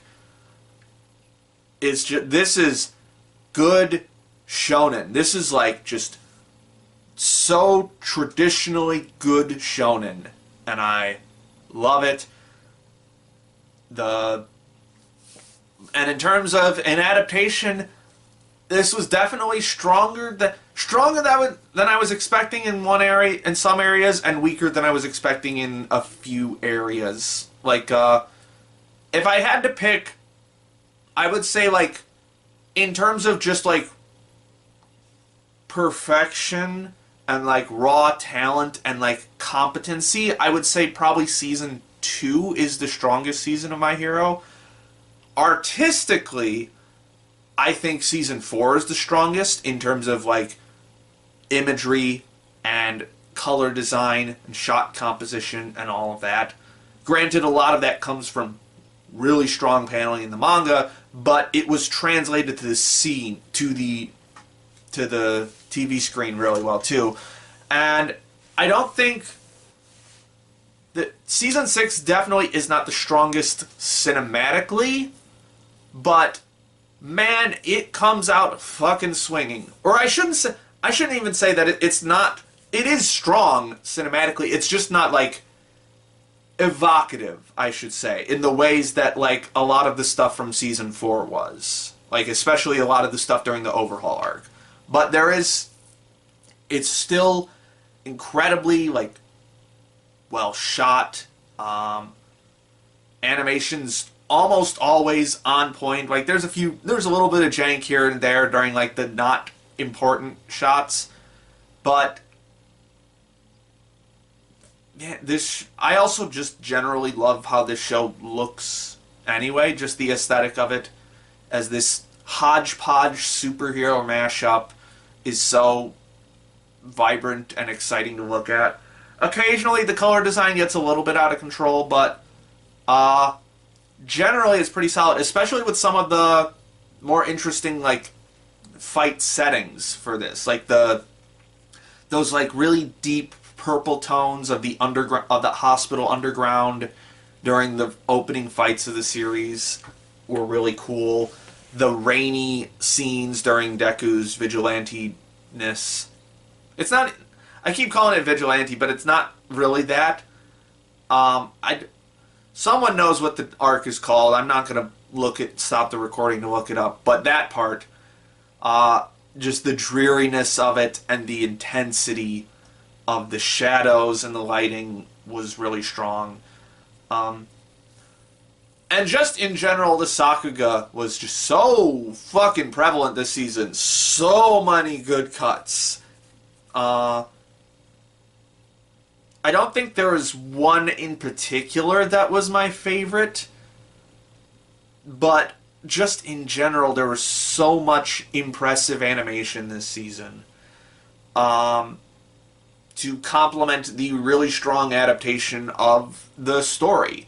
All of the beats from the story I thought were handled really well. Twice's ultimate downfall was actually, I think, got more focus in the anime than it did in the manga, if I recall. And it really twists the knife just right to really lay it on thick. It sets up Toga's stuff that I know is coming in the manga. I haven't gotten there yet, but I know something is happening with her, and the way that she views her own goals in this world. Yeah, there were like some like minor like shot issues that I thought, like some of the reveals during the war arc, I thought were a little like they had some like false starts, sort of like the bringing the times where Best Genus and Lemillion come back. I felt like visually they had some like false starts that kind of that if I didn't know they were coming, it would have like not ruined the surprise, but like it was kind of like a hiccup reveal almost. So I think those could have been a little better. But in general, just everything was really solid. Yeah, I'm just listing things that were good. Now I'm not even describing what happened. But I mean, it's more My Hero. You probably already you watched this a year ago. It's December now. if you're watching this and you were like waiting on my thoughts to this, I'm just regurgitating probably what has already been said already. Except I don't know how pervasive this idea has gotten, because I've actually muted My Hero on Twitter. I've just muted anything related to that. A, because I don't want spoilers from the manga, and B, more so, I just don't want to hear what anyone has to say about this series, because I never hear anyone talk about this series right. At least in terms of like big popular Twitter discussion. I never hear people talk about it. This is so pretentious of me. You're not talking about this series right. Well, listen. There is such a fundamental misunderstanding about what My Hero is trying to do. Like, it's not about like hard work versus talent. It's not about being able to do things that other people find easy. It's not about any of that base level shit that we got out of the way in season 1. That's not what My Hero's about. That's part of the story, but it's not what it's about. I'm eventually going to make a very, very big video about this once, probably when the manga finally ends, or when the anime finally ends. But My Hero Academia is about inheritance. It's about legacy. It's about the previous generations passing on their world to the next generation and influencing them in a way to make that world better. Or worse, if you're all for one. And I forgot that season 6 has a ton more examples of that in it. Like, we have, again, All for One refusing to pass on the world to the next generation by taking over Shigaraki's body. We have so much of this stuff with Endeavor and the Hawks and All Might, and their flaws and triumphs that have affected the generation below them, and whether or not they are able to make up for the faults that for the sins that they've committed. Like, I completely forgot that, like, All Might is kind of grouped in with this too. Like, he's not exempt from this. He still has a duty to watch over people and make sure that everything, like, goes smoothly. Endeavor is probably, like, the most obvious, like, complicated version of this, with how he treated Shoto, his relationship with Dabi/Toya. Oh, by the way, that reveal was really fucking good. I will say that. Even with, like, more minor characters, like with Hawks' parents, like how they passed on their world to him and how that influenced his worldview to a certain extent, and how Endeavor influenced his worldview. The combining of different past generation ideas and how they influence the next generation. That's what My Hero is about. That's what it's always been about. That's why it's a series about All Might passing on his power to Midoriya. That's what it's always been about. So I'm going to make a much longer video about that in the future. But if you really want like proof of what I'm talking about, go rewatch season 4, because it is everywhere in season 4. Everywhere. What else do I guess the last thing I could talk about with this one is because season 6 in particular is by far the most political of the seasons so far, which is very much a natural like byproduct of where the series was going. It was impossible from the start for My Hero to ever avoid politics, just because of what the series is about. It's about a group of regulated heroes paid by the government to protect law and order. So the question is, and I kind of answered this when I read the manga, but I think I'm a little less certain of it now, is My Hero Academia propaganda? And the answer is I'm leaning towards no, but I'm not totally certain in my argument for that, because there is a lot of, it gets very messy in that regard. It is, on the one hand, it still like glorifies the heroes as like, these are the only people who can save us, we need to put all of our trust in them, despite the fact that they have the system fell apart because of them, because of the actions of selfish heroes like Endeavor, and because of the mistakes of heroes like Hawks. But again, it also draws attention to that this system is very flawed, that the system has always been very flawed. The fact that... What was I going to say? The fact that a lot of heroes quit because they aren't getting the respect of the public. Yeah, that parallels law enforcement to a certain extent. The only difference is cops wouldn't quit because people hate them because they get paid too much.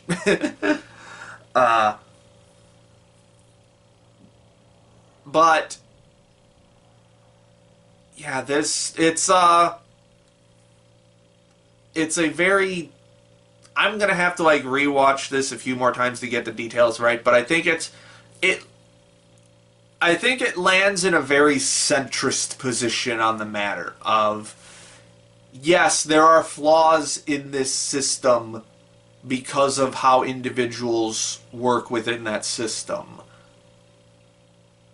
I don't know if it is fundamentally... I don't think it's fundamentally condemning the hero system. In the way that, like, Hero Killer Stain is. By the way, he had some really good moments in this one. In this season. Especially, like, at the end here. In the final episode. Yeah, I think My Hero comes away with kind of a centrist position on that of, hey...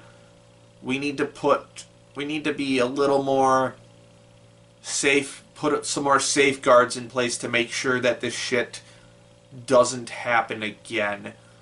I also think the anime in particular, in comparison to the manga, I think goes a little more, rails a little harder against, like, the people and like the mob mentality that pops up. I think like the anime in particular, I think was a little harsher on people who are genuinely scared for their lives and want the heroes to fix things, because it's kind of, a lot of it is their fault in the first place. Again, it takes a complicated stance that I don't think is perfect, especially as I personally drift farther and farther left. It's hard to deny that there are some not authoritarian leanings, but like system good leanings in my hero. So that's something that I will probably reckon with another time. But as a closing thought, holy shit, Yuki Hayashi is still one of the best composers in the game right now. Hot damn. There's some new tracks for this one that are just so fucking good. And the placement of like the classic tracks like You Say Run and I think it's Might 1, I think. The track that plays, the insert song that plays during the overhaul arc in season 1 or season 4. They kind of reversed the like emotional meaning of that song in this season, and that was really surprising and really cool. But yeah, My Hero Academia is still good. Can't wait for season 7, which is apparently in like 3 months. Hyped for that. Oh boy, that really took me through the loop, man. I just finished up all of Vinland Saga Season 2, also known as Farmland Saga, also known as the Slave Arc, I guess. I am up to date on the manga, and it's been a very long time since I read these particular chapters, but man, it still hits just as hard. This arc in particular is the one that I think really defines whether you are a Vinland Saga fan or not, whether you get what this manga is trying to do. Because the first arc, I don't know what it's called, but is just basically a big ol' revenge story gone sour. And then this is basically the counter to that, the other side of that, where we had the big balls out, nonstop action, betrayal, revenge stuff, and now we have the fallout from all of that. Thorfinn is a slave. His Ashlad is dead. He basically has nothing left except what people have imparted to him in the past, knowledge and wisdom that they wanted to pass down to him, as well as his own experiences, in particular his experience with war and death. And the way that this show really, really digs into that is just so incredibly powerful and excruciatingly painful emotionally. Like, I posted about this a while ago, but episode 9 is like already like one of my favorite episodes of anime from 2023. It's right up there with Oshinoko episode 6. Those are my two like superbly standout episodes from 2023 so far. Still have to get to the summer and fall season, but we'll see. We'll see what comes up. But just the way that it just so the imagery of it, the Ashalad's dialogue in Thorfinn's dream, the way that Thorfinn begins to cope with the fact that he has taken the lives of so many people. It's just so immensely powerful, and it really just shows how incredibly painful and horrid war is. And the rest of the way the rest of the show this season pans out continues that, with how with Gardar's whole arc of being an escaped slave and just losing everything to the violence committed against him and the violence that he commits against other people. The way that the entire Kettle's entire farm almost comes crashing to the ground because of war, and Einar's entire backstory. Just, it is so explicit in how anti-war and anti-violence it is, and it is so, the way that it goes about that is just so incredibly, it's powerful. This is powerful storytelling. No, of course, like, just, where was I going with this? Oh, I was going to mention, it's Hiroshi Seko was the screenwriter for this. I'm pretty sure I have mentioned him before, but he is like one of the premier anime screenwriters, if I recall correctly. He's been on like just so many big name projects, and he is just so incredibly good at digging into like the specifics of the dialogue, the specifics of just how the story plays out in a linguistic way, and it just so fucking good. Holy shit. And of course, coupled with that, we have the visual presentation of this as well. Now, I will say this is definitely a very hit and miss season, but the hits, like visually, the hits are just so incredible. The lighting, the color design, just these incredibly beautiful, picturesque moments that highlight the beauty of the world around them, the terror of war, the bottomless emotions that these characters are able to express, and the way that the emotions that they are expressing, the way they are able to emote, it's just so damn good. Not all of the time, unfortunately. Much like Hell's Paradise, this show has some compositing issues, notably more than Season 1. I believe Wit Studios did Season 1, and then Mappa handled Season 2, but it's mostly the same core staff, if I recall. It's still Shuhei... I forget what the director's last name is. It's the same director, Yabata, I think.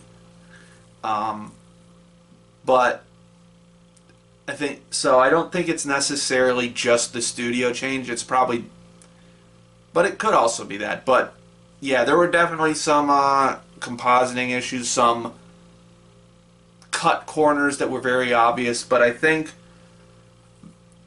the fact that it cut corners to make the really big moments that it had was more than worth it. Because that's the difference between like something like this and something like Hell's Paradise, I guess. Because Hell's Paradise has some like neat looking moments, but it's like it never really has anything truly beautiful looking, in my opinion. And Vinland Saga has so much of that. Like, in particular, like, the way that it captures this color palette from this volume cover. There's one particular shot of Thorfinn raising his farming hoe.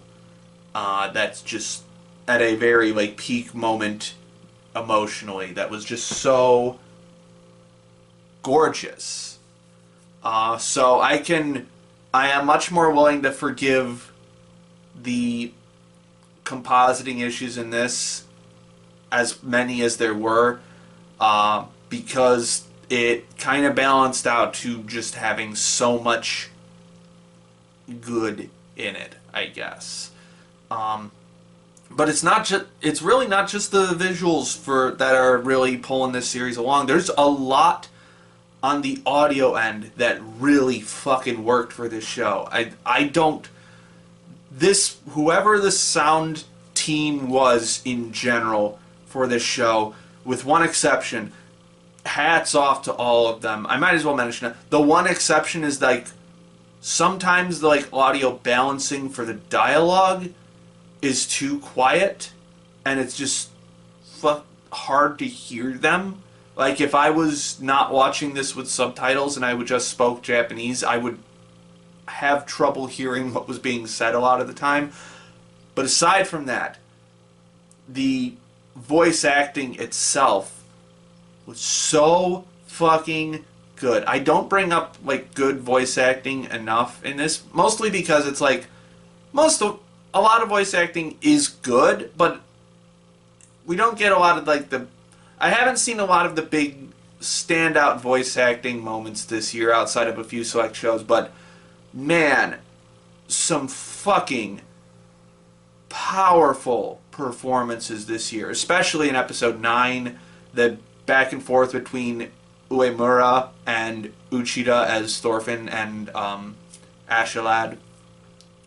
I forget who it was who plays Arnade. I'm gonna butcher a bunch of these names. Arnade, the slave. Her voice actress was just so good at expressing that deep sadness that she has. But I have this thing with anime crying where a lot of the time anime crying feels obviously fake to me. Like, it doesn't feel like they're really expressing that sad emotion. Definitely not the case here. The way that these characters bawl, the way that they sob, this unbearable sadness that they have is just so present in the voice, just the voice acting, and then complemented again by the strong visual presentation. I cannot praise these voice actors enough for just really knocking it out of the fucking park. Along with the soundtrack as well. Like, this is it's by a composer I'm not super familiar with. It's again, I forgot his name, but he was also the Tokyo Ghoul soundtrack composer, which makes sense because Tokyo Ghoul also had a really beautiful soundtrack. In fact, that was probably the one thing about season 2 that I liked, or Route A, I guess I should say. But there was also, like, the battle tracks are hype, the emotional tracks, the light somber piano stuff was just so good. And then there was this one big, like, swelling string track that it's not quite the same, but it sounds almost exactly like a track from Halo 2. I believe it's called Unforgotten. I'll have to look up what the track is called in Vinland Saga just to compare them, but it's just, like, immediately, like, I played Halo 2 so much growing up.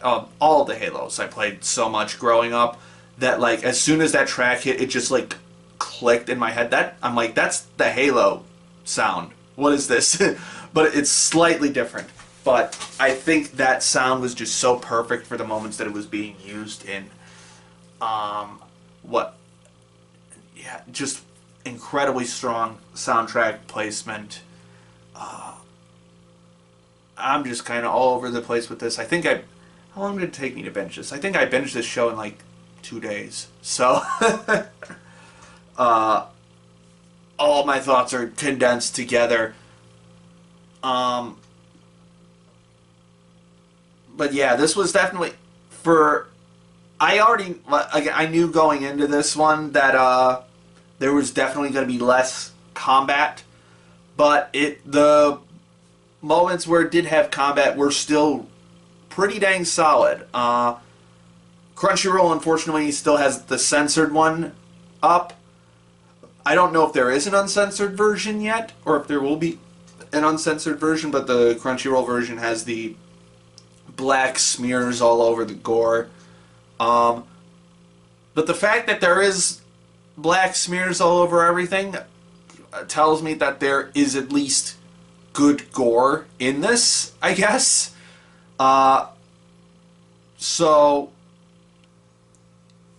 Which is something I've complained about that a lot this season already. That, like, this is not. There are a little like blood. There are no blood spray moments in Vinland Saga. I will say that there is no like chop an arm off. There's none of that. It's like you chop an arm off and just like a splash of blood goes somewhere. So I think it's a perfect mix between like realistic. It's like the perfect way to like slightly exaggerate the gore to make it like both pop but also be not over the top.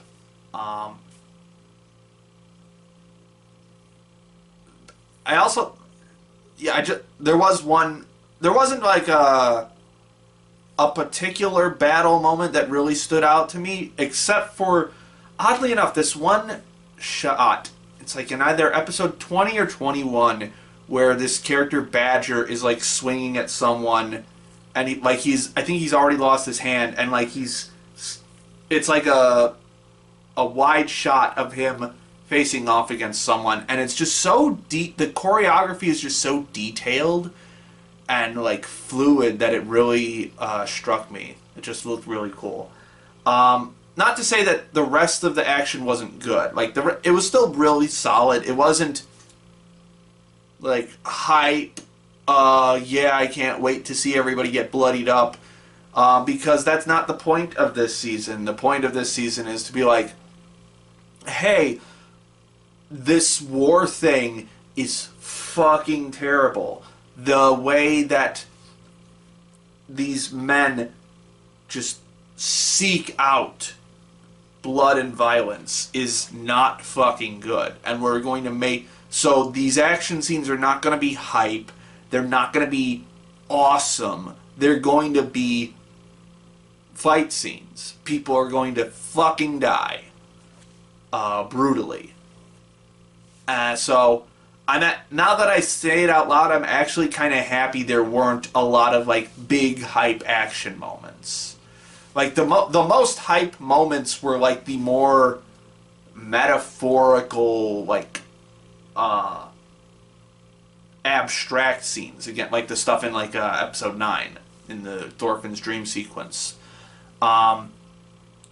Because battle is not something to get hyped about in this, especially in this world. Obviously, in our world too, it's not good to get hyped to go into a battle, because that just further perpetuates the violence and makes it okay.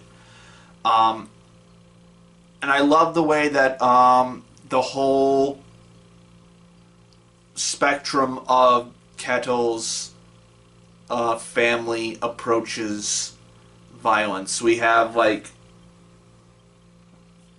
Kettle himself, who is basically is like kind of, a fraud and that he's like faking his identity as like a war hero, but he will still like use violence or the threat of violence to get what he wants. We have his older son Thorgil, who is big muscle Viking meathead who wants nothing more than to just kill people constantly.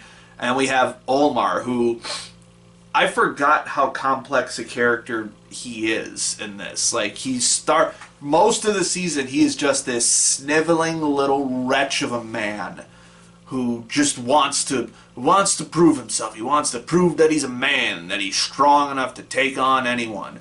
And then he just, as the violence is just constantly shoved into his face, he realizes that that's not what being a man is. And that being a man is to, sometimes it's to shut up and not engage in violence so that you don't drag hundreds of people down with you. So I thought that was I forgot how good a character moment he has in this. The way that he just grows very quickly. He is forced to grow very quickly over the course of this series. Yeah, so many solid characters in this. Gardar's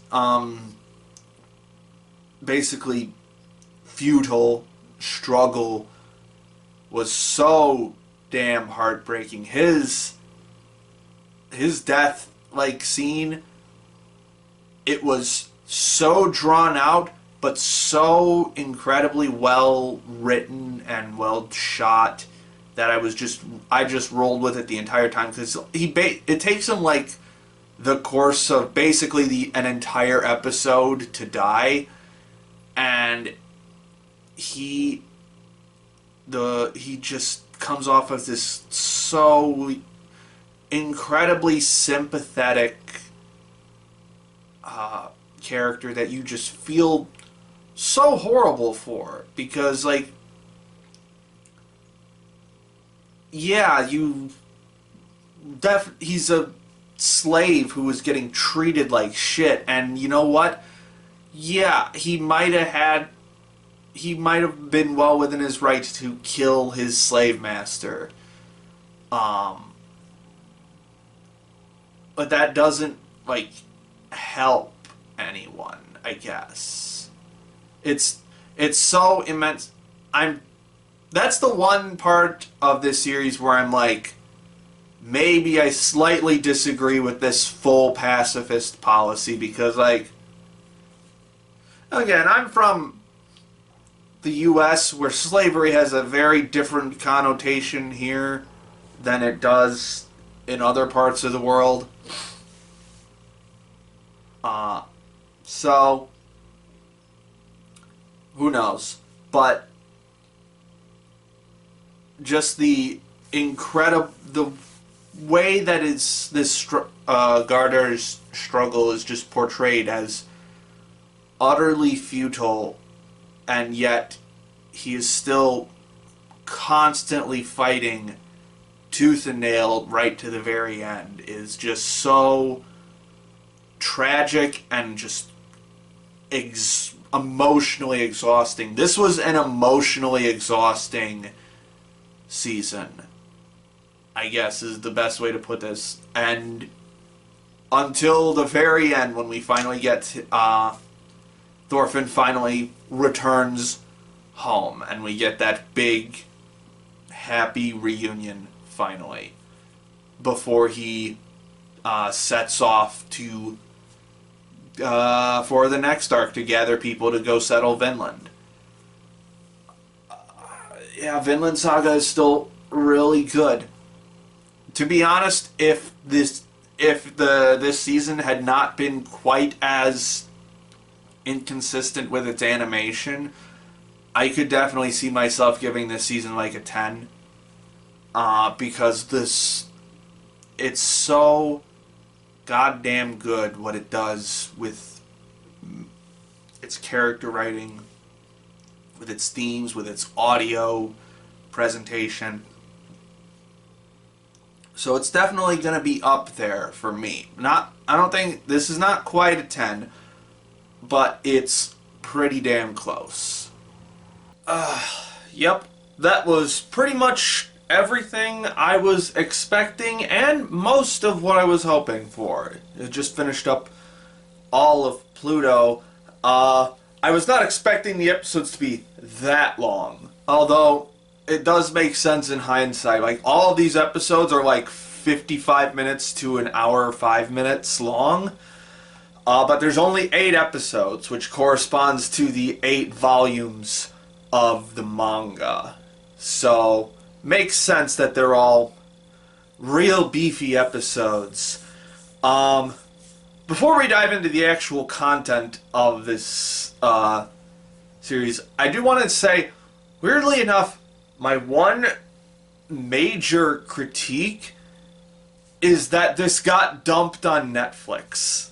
Like, if you haven't been following the discourse, Pluto has been in adaptation hell for a while. Like, at least 5 to 10 years it has been in, like, production limbo of, like, oh, they're gonna make Pluto, they're finally gonna adapt Pluto, they're gonna do it, and it's just been in hell forever, waiting to be adapted. And, like, this is if you're unfamiliar with Pluto, first of all, go watch it immediately, because I'm going to give this a very high rating at the end. So there's your spoiler warning, I guess. But if you're unfamiliar with Pluto, it is a readaptation of the most famous arc of Astro Boy, or at least one of the most famous arcs. It's like the strongest robot on Earth, I believe, is the name of the original arc. And it was readapted into a crime thriller by Naoki Urasawa, who is the writer of Monster and 20th Century Boys. So it combines Tezuka's, like, fascination with future technologies and how those technologies affect humanity with Urasawa's really solid dramatic writing and thriller writing and his ability to craft an extremely compelling narrative. And I am upset that this did not get a broadcast treatment. Because, like, for all of the things that I just mentioned in the past few minutes, this was supposed to be an event. Like, this was supposed to be big. It had 2 of the most famous manga authors of all time behind it, one of the most famous anime properties of all time behind it, and its content is, like, for lack of a better word, important. This is a show that feels important, and I'll get into why in a little bit, but, like, this should have been a TV event. Like, this should have been, like, the thing to watch. Like, and I understand, like, if it had been a TV series, it probably would have been half-hour, like, 25-minute episodes, and they would have chopped some stuff up, maybe, like, cut some stuff off in different places. But I still think it was doable. Like, you could have made this a 2-core show. Very easily, actually. In fact, actually, the time... It's actually, like, slightly shorter than a 2-core show, now that I think about it. It's in, like, the 21 episode range. So, like, you could have very easily done just, like, a 21 or 22 episode series with this. Rearranged some of the stuff, and you could have just done this as a broadcast event, or you could have just broadcast it as is and just filled in, like, the gaps with, like, commercial breaks. Have, like, an hour-and-a-half block to just air this in on TV for 2 months straight. Because this this is something, it just feels like such a massively wasted opportunity to just dump one of the most beloved manga, like one of the most highly praised mangas of all time, dump its adaptation on Netflix with basically the same level of marketing as something like Be the Beginning. You remember that one? And then it gets its 1 week of hype and then goes away. Like, I actually think Be the Beginning had more staying power than this show, at least in terms of anime fandom interest in this show. Like, nobody's talking about Pluto anymore. This came out in October. Nobody is talking about this show anymore. And that's very upsetting, because this show is very fucking good.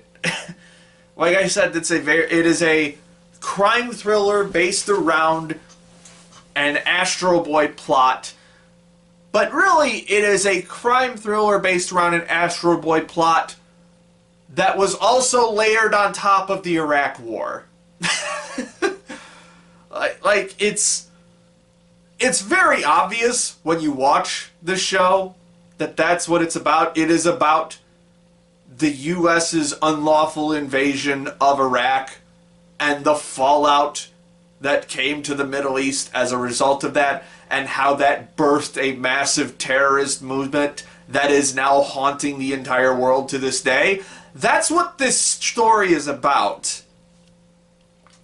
And framing it through the perspective of Astro Boy is kind of ingenious. It is, like, brilliant, because Astro Boy, it was not an... Oh, well, actually, I don't know enough about Astro Boy to say this, but it was not an overtly, like, heavily political series, but it always had elements in it that could be made political. For example, the treatment of robots in this show.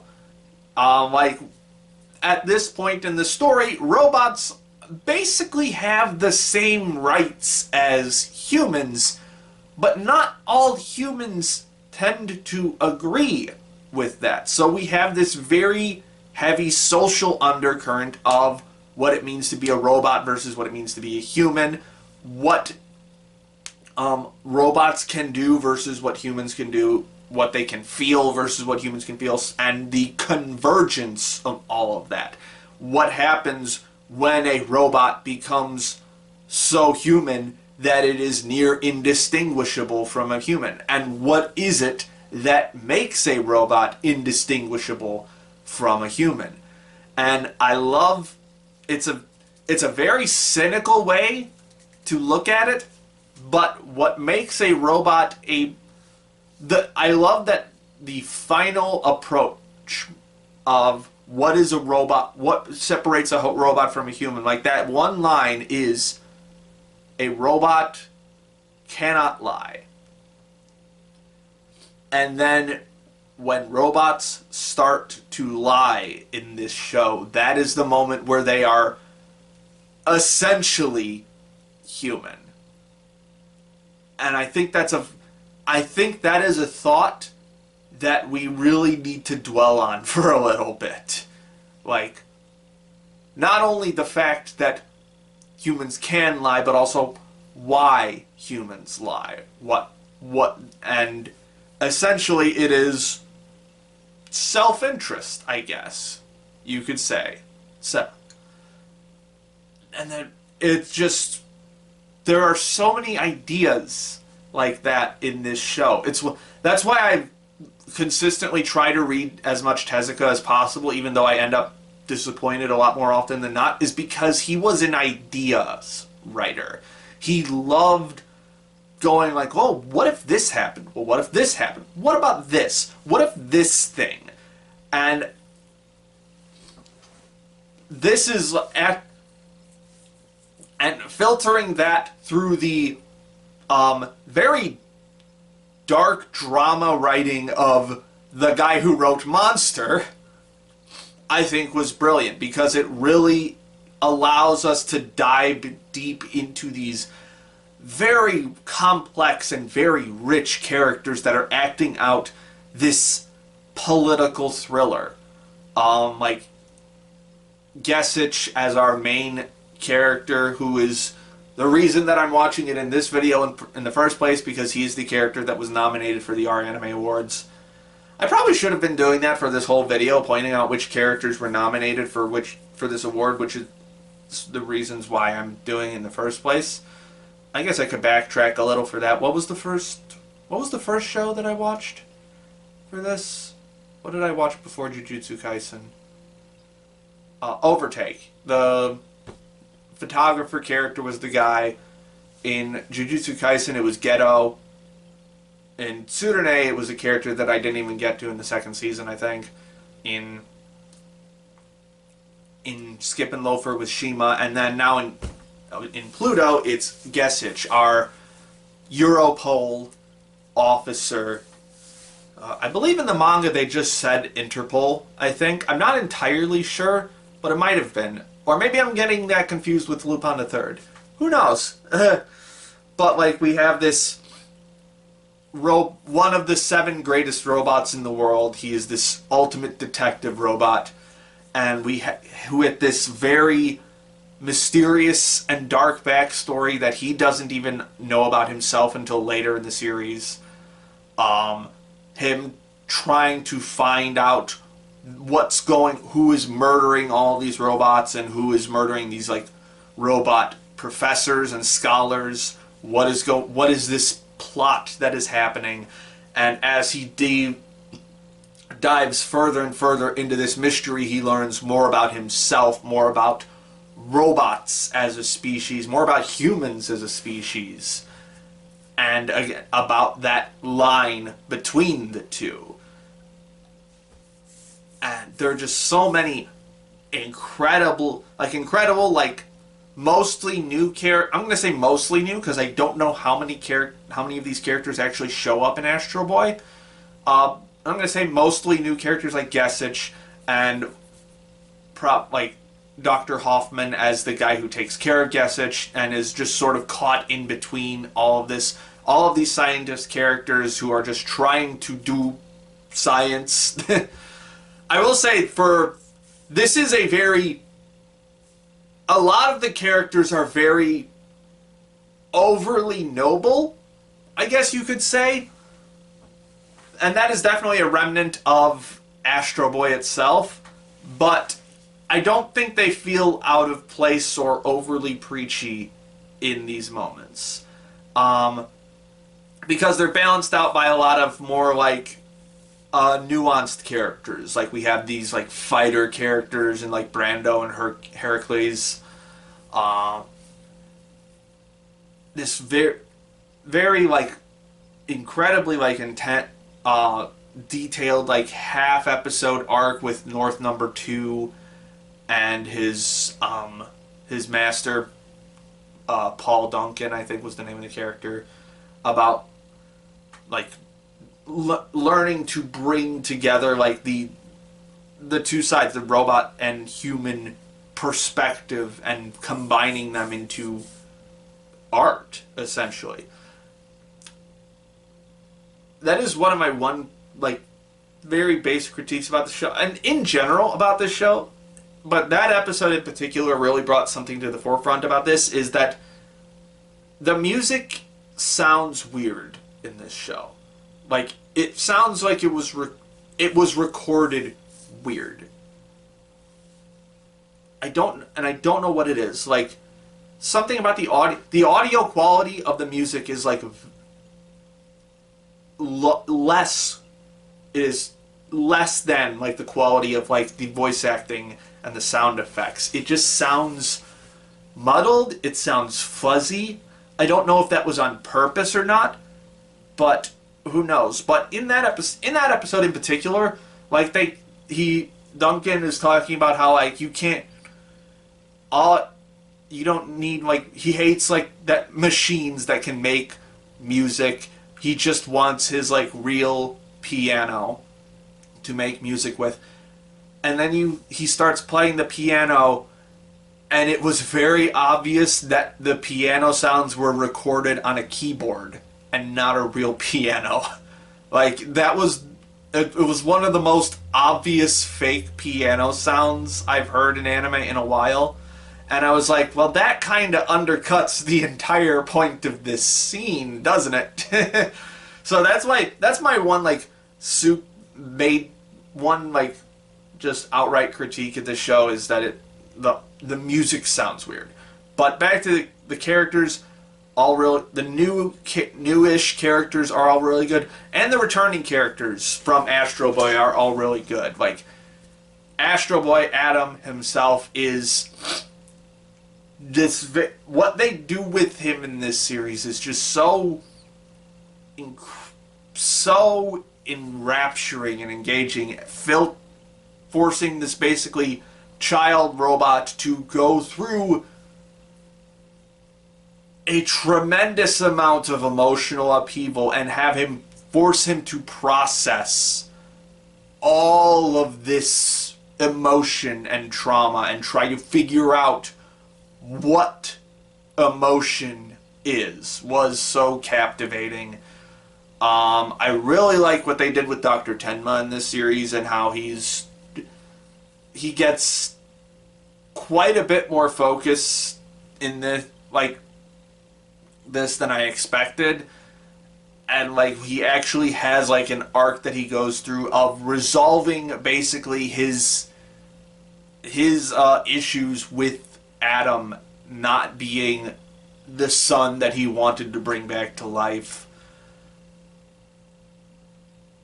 God, all these characters are so really goddamn well written, and especially like the antagonists, this giant mess of hatred and despair and plotting that all these protagonists who basically just turn out to be like two antagonists who are basically just iterated upon into like different versions and different bodies and stuff, and the way that they just represent the hatred that comes from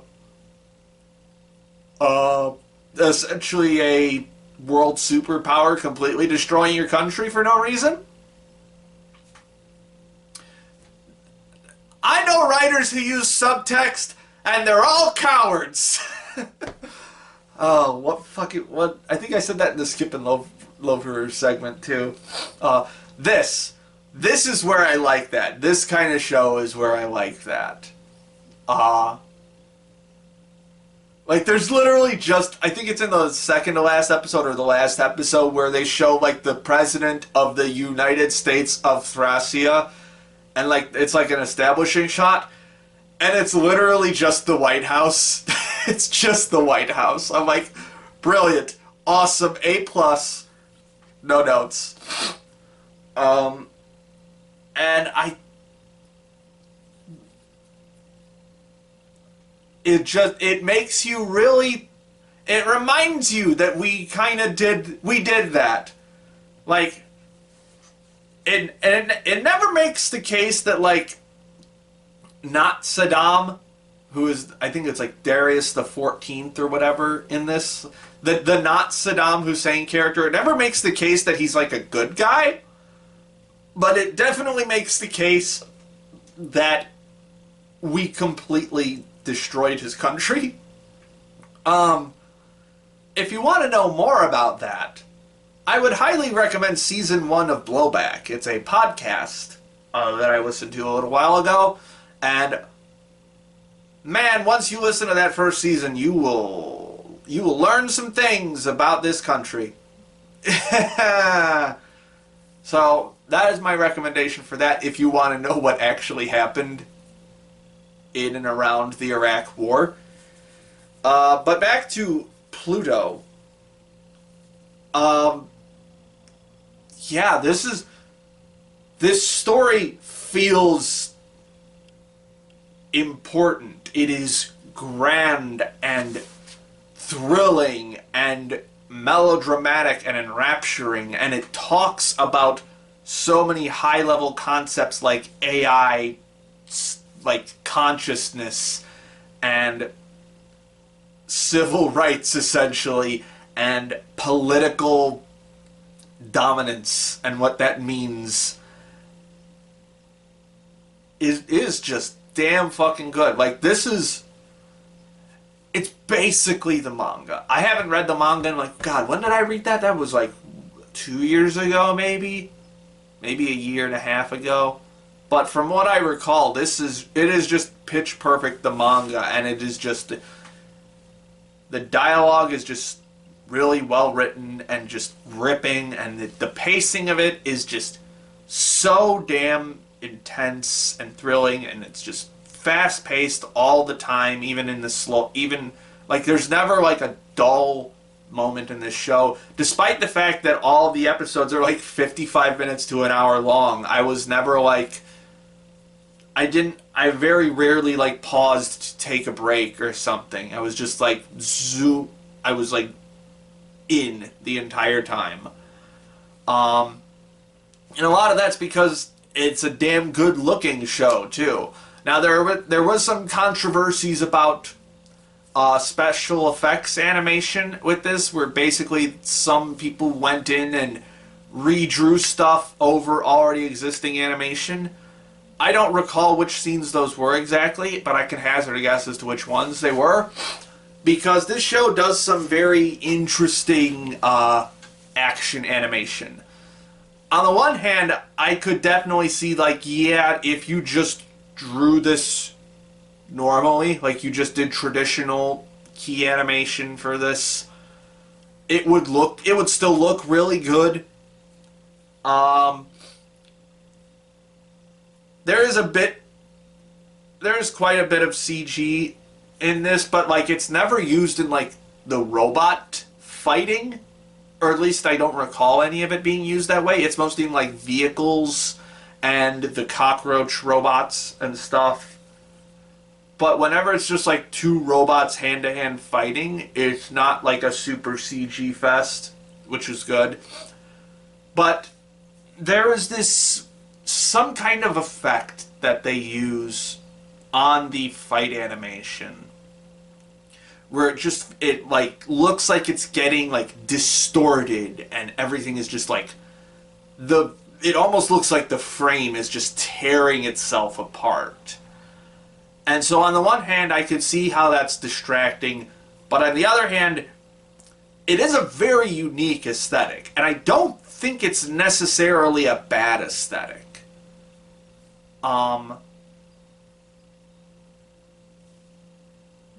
Would I have preferred just some straight traditional animation? Maybe. Maybe I would have, but that effects work and the color design of it was very, like, what's the word I'm looking for? Impacting. Like, it left a mark in my head. Like, I am definitely going to remember those moments because they were technically abstractly impressive, I guess you could say. Which is yeah, that's my thoughts on the action animation. I can understand why people were upset by it, and I am a little disappointed in some moments, but also it's just generally competent. The general competence overall was just so damn good that it carried through those very weird moments. And also just the general competence of the production on the whole. Like, this is a very competent production. The character designs, I don't really recall a lot of off-model stuff. I don't recall any off-model stuff ever. There were only a few moments here and there across a few episodes where like the compositing was kind of off, but it wasn't like the worst that I've seen from compositing. It was probably around like Vinland Saga level compositing issues. But But, like, aside from that, like, really strong set design and, like, background art and character designs. Like, these are the classic Urasawa designs that are doing reimaginings of Osamu Tezuka designs. They all look really good. Like, Adam looks really good. Gesich looks really good. These are, like, very iconic looking designs that, like, and the cinematography is really solid. The framing is really solid, although I'm pretty sure most of the shots are just like the panels of the manga, which, you know what? I guess the manga translates to the anime really well. Like, I think I've heard that said about Urasawa before with Monster. Monster was basically... don't take my word for it, but from what I've heard, Monster was basically just the manga put to anime without a lot of, like, abstractness. And I was... actually, Pluto does have some really interesting abstract moments that I don't quite recall being in the manga. Maybe they were there, but, like, the... like, Epsilon's death scene was really good. The digital effects, the digital, like, tearing was really interesting to look at. A lot of the, like, inside the robot mind sequences were really fucking good. And it's just really high-level production that's not... outside of the action scenes, it's not, like, super flashy, but it is really strong. This is a damn strong series that I wish didn't get dumped on Netflix. I really wish more people were still talking about this, and I wish it got more than, like, a week of talking about, because this is a really damn good show. It's one of my favorite manga, and it's been adapted into one of my favorite anime. I'm gonna say this is, like, in the favorites realm for me.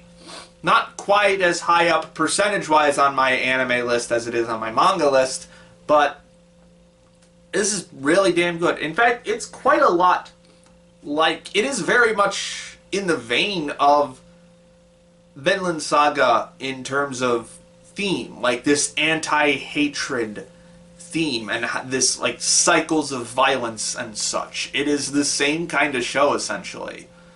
Maybe that's why it got... maybe that's one of the reasons why it got overshadowed, because Vinland Saga was that for the entire first half of 2023, and then this came along 4 months later, and it just did it all at once. I'm still not sure which one does that particular theme better, but damn, I love this show. You should go watch Pluto. Alright, I just saw Kaguya-sama, Love is War, The First Kiss That Never Ends. This is the first movie outing for the Kaguya-sama series after 3 seasons of absolutely incredible rom-com storytelling. It's no secret on this channel that I am a huge fan of Kaguya-sama, much like many other people in this fandom. Did an entire video on why Season 3 is one of the greatest anime arcs of all time. You can go check that out on the main channel. But today we are talking about the movie, which takes place directly after Season 3. So, I don't know why you're here if you're not caught up on Kaguya-sama, but we're going to have spoilers for the first 3 seasons. Not the movie, though, for the most part. I'll keep the spoilers to the absolute bare minimum. But, so this takes place directly after Season 3. End of Season 3, we get the big, huge romantic kiss between Kaguya and Shirogane, and then basically we spend this entire movie in the define the relationship stage. It's gonna be one of those, and man, they do some pretty off-the-wall shit, some pretty complex shit, and some really, really endearing and thoughtful shit. If nothing else, Aka Akasaka, the manga writer, is just very intensely clued in to this concept of love and relating to another person. And this movie takes this to the logical conclusion that we kind of start to just barely unravel in Season 3. For as much as Season 3 does, it still doesn't tackle the whole picture quite yet. And I will be as vague as possible with this, just to give you an idea of what this movie is about. This movie is about the faces that we put on for other people and how we present ourselves to other people. In particular, the person that we are attracted to, the person that we are in love with, the person that we want to get closer to. This is a movie about hiding parts of yourself that you think that other person won't accept. And this movie discusses how viable an option that is. It's a very tried and true rom-com trope across all mediums, anime, live action, all cultures pretty much. But it's still done incredibly well here. Although I will say, this movie in particular really gets as close as possible on riding the line of just straight up romance drama. So if you are like absolutely opposed to that 100%, this movie really starts treading the line on that, because Kaguya-sama really didn't do much of that in its first 3 seasons. But I think it's kind of important for it to do it here, because even at the very end of Season 3, they still have that will they, won't they puzzlement to them between Shirogane and Kaguya. They still are trying to get the other person to say how they really feel. They're still trying to coax this confession out of them, even though they've already kissed graphically. But I think this movie really answers the questions that are not fully answered at the end of Season 3 in a very smart, very thoughtful ways that really cut through as much of the bullshit as it possibly can to finally like push these two characters to say what they really want to say. But it's not all drama, of course. This is a rom-com after all, and yeah, this is still just as hilarious as the rest of Kaguya-sama. I actually watched this in a packed theater. This might be the most packed anime screening I've ever seen. Maybe Battle of Gods back in 2014 or 2013 or whatever was a little more, but this was a packed theater and everyone was laughing their fucking asses off. It was quite a sight to see. I will admit it does have a little bit of a ramp-up period, but there is a joke with Kashiwagi probably about 5-10 minutes into the movie. I'm not exactly sure. There's a Kashiwagi joke in there that just immediately flips the switch, and you're like, oh, right, this is Kaguya-sama, one of the most hilarious anime of all time. And man, the jokes, they just keep coming. They just keep on coming. It is so intensely funny while still being intensely romantic and intensely emotional. This actually might have one of the most, speaking of the romantic, this might have one of the most sensual scenes that I've seen from Kaguya-sama yet. It it involves the classic trope of you've got something on your face. The thing they do in that scene, I was leaning forward in anticipation of like, holy shit, this is hot. Yeah, this is still Kaguya-sama. This is still really good anime rom-com. I will say though, this is still Kaguya-sama to a fault to some degree, because they still include those little like eye catches that you see at like you know how in the TV anime they have the eye catches at the halfway mark for the commercial break. They do that a lot in this movie. I think it's like five or six times, probably even more. So unfortunately, this movie is not beating the just a bunch of manga chapters smashed together allegations. Unfortunately, it really does. A lot of the times, it really does feel like that. Now it's Kaguya-sama, so there's nothing inherently bad about that, because every single moment is super engaging and fun. It just has this very, very slight pacing issue to it as a result of the way it's structured. That was always going to be the case with this movie, I think, but I don't think I would have preferred it as a TV series, because it's got all this information right there in one big chunk, and I think that was the best way to deliver it.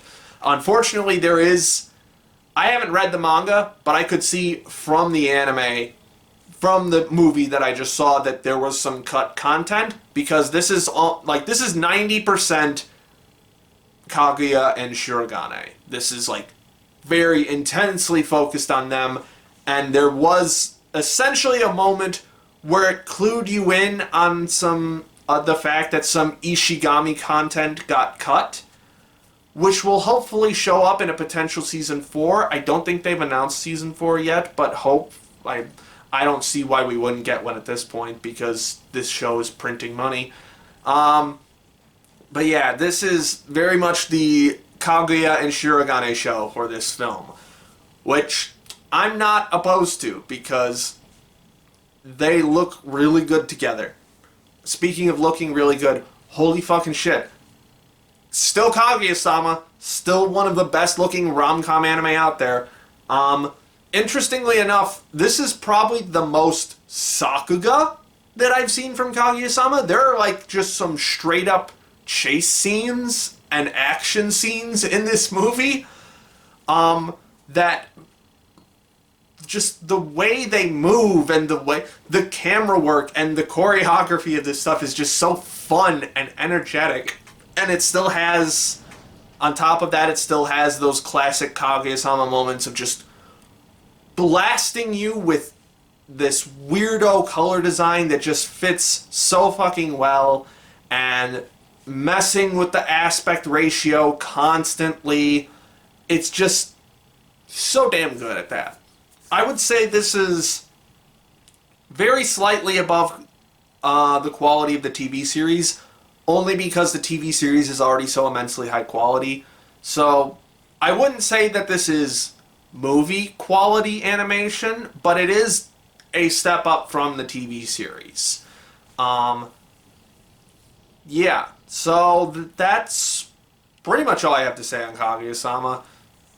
This movie is really damn good. Easily one of my favorite things that I've seen this year so far.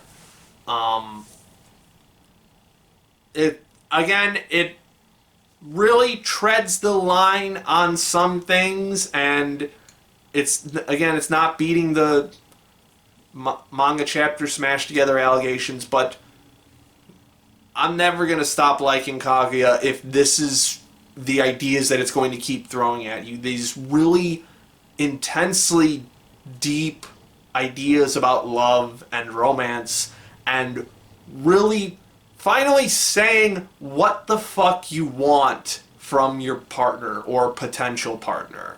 I think that's probably the biggest takeaway from this film. I think I'll give this one probably a light to decent 9, somewhere in that area. Not quite as high as seasons 2 and 3 for me, but I would definitely put it a little above season 1, I think.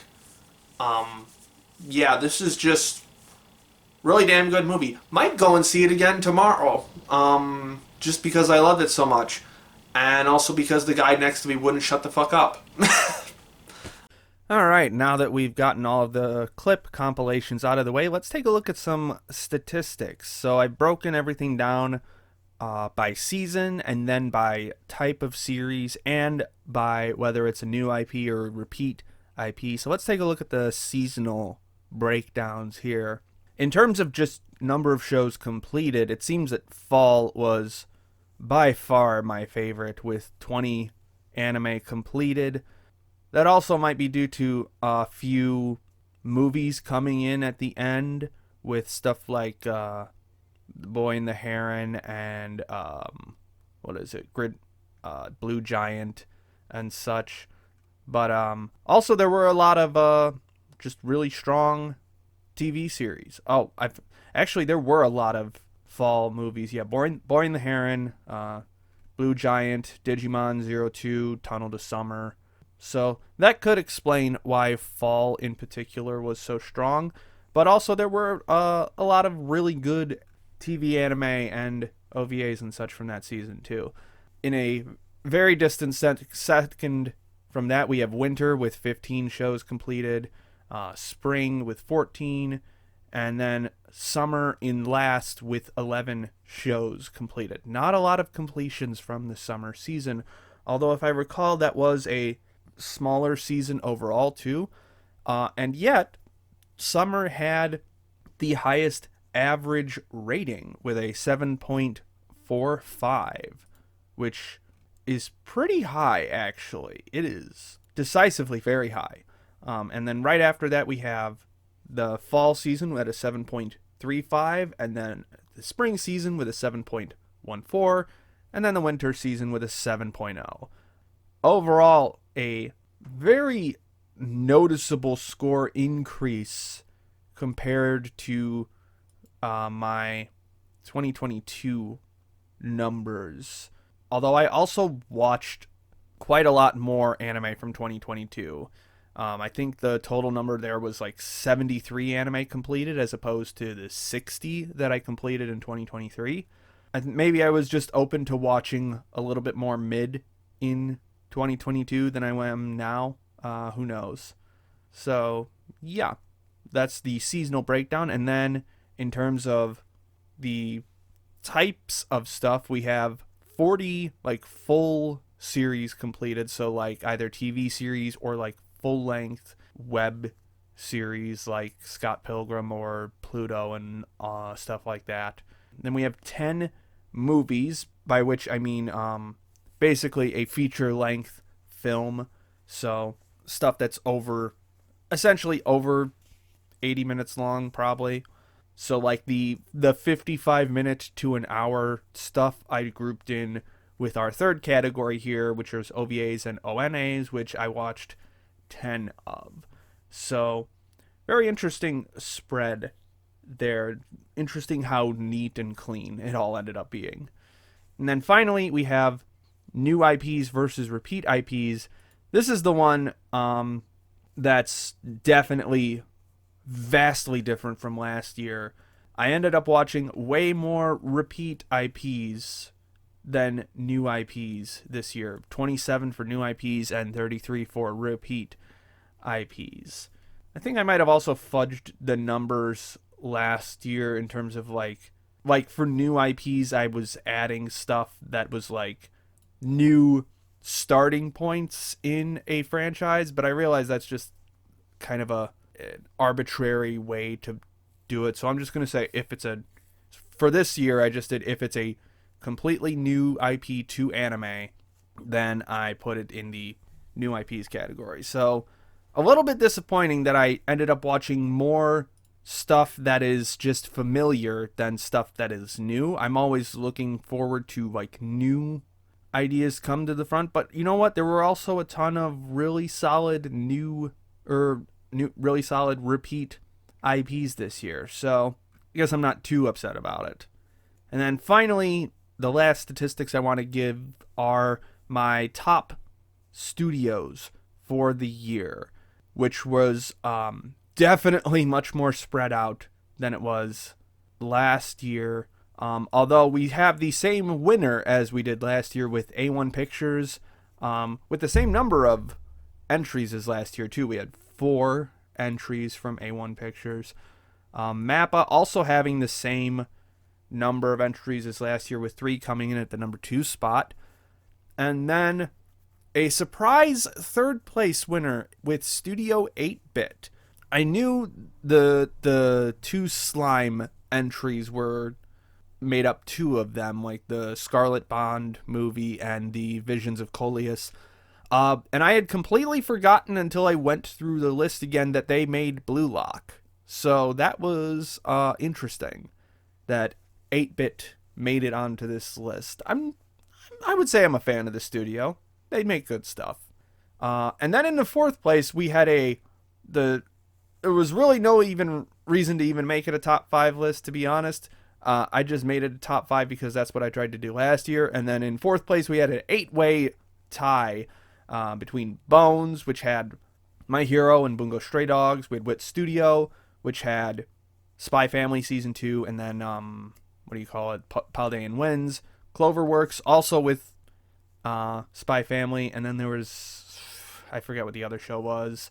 Doga Kobo had, Oshi no Ko and Saint Cecilia and Pastor Lawrence. Sunrise had Witch from Mercury and the Nijigasaki OVA. OLM had Aim to be a Pokemon Master, and also Dark Gathering. That was an interesting addition to this list.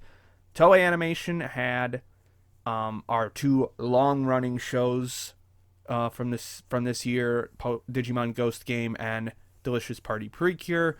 And then Studio Bind was another interesting addition to this. Like, I knew we mostly know them for Mushoku Tensei, but I had completely forgotten they made Onimai as well. I just realized I completely skipped over the first 2 in terms of what they did. Mappa obviously had some big heavy hitters this year. We had Jikoku Raku, Jujutsu Kaisen, and Vinland Saga Season 2. And A1 Pictures was very interesting for a particular reason. They made this SAO movie, and then there was something else that I completely forgot about, and I am just... Oh, yeah, they did, I believe they did the Horimiya side stories thing. So there was that. But the really interesting thing about A1 Pictures is that they have my number 1 most favorite and my number 1 least favorite anime from the year. At number 1, we had Kaguya-sama, The First Kiss That Never Ends. And then at the very bottom of the list, we had Lonely Castle in the Mirror. So very widespread for A1 Pictures this year, which definitely matches up with my opinion of the studio in that they just kind of make everything. And that just about covers all of my statistics from this year in anime. Tune in next week for when I finally start the winter 2024 season. And until then, my name is Ember, and I'll see you next time.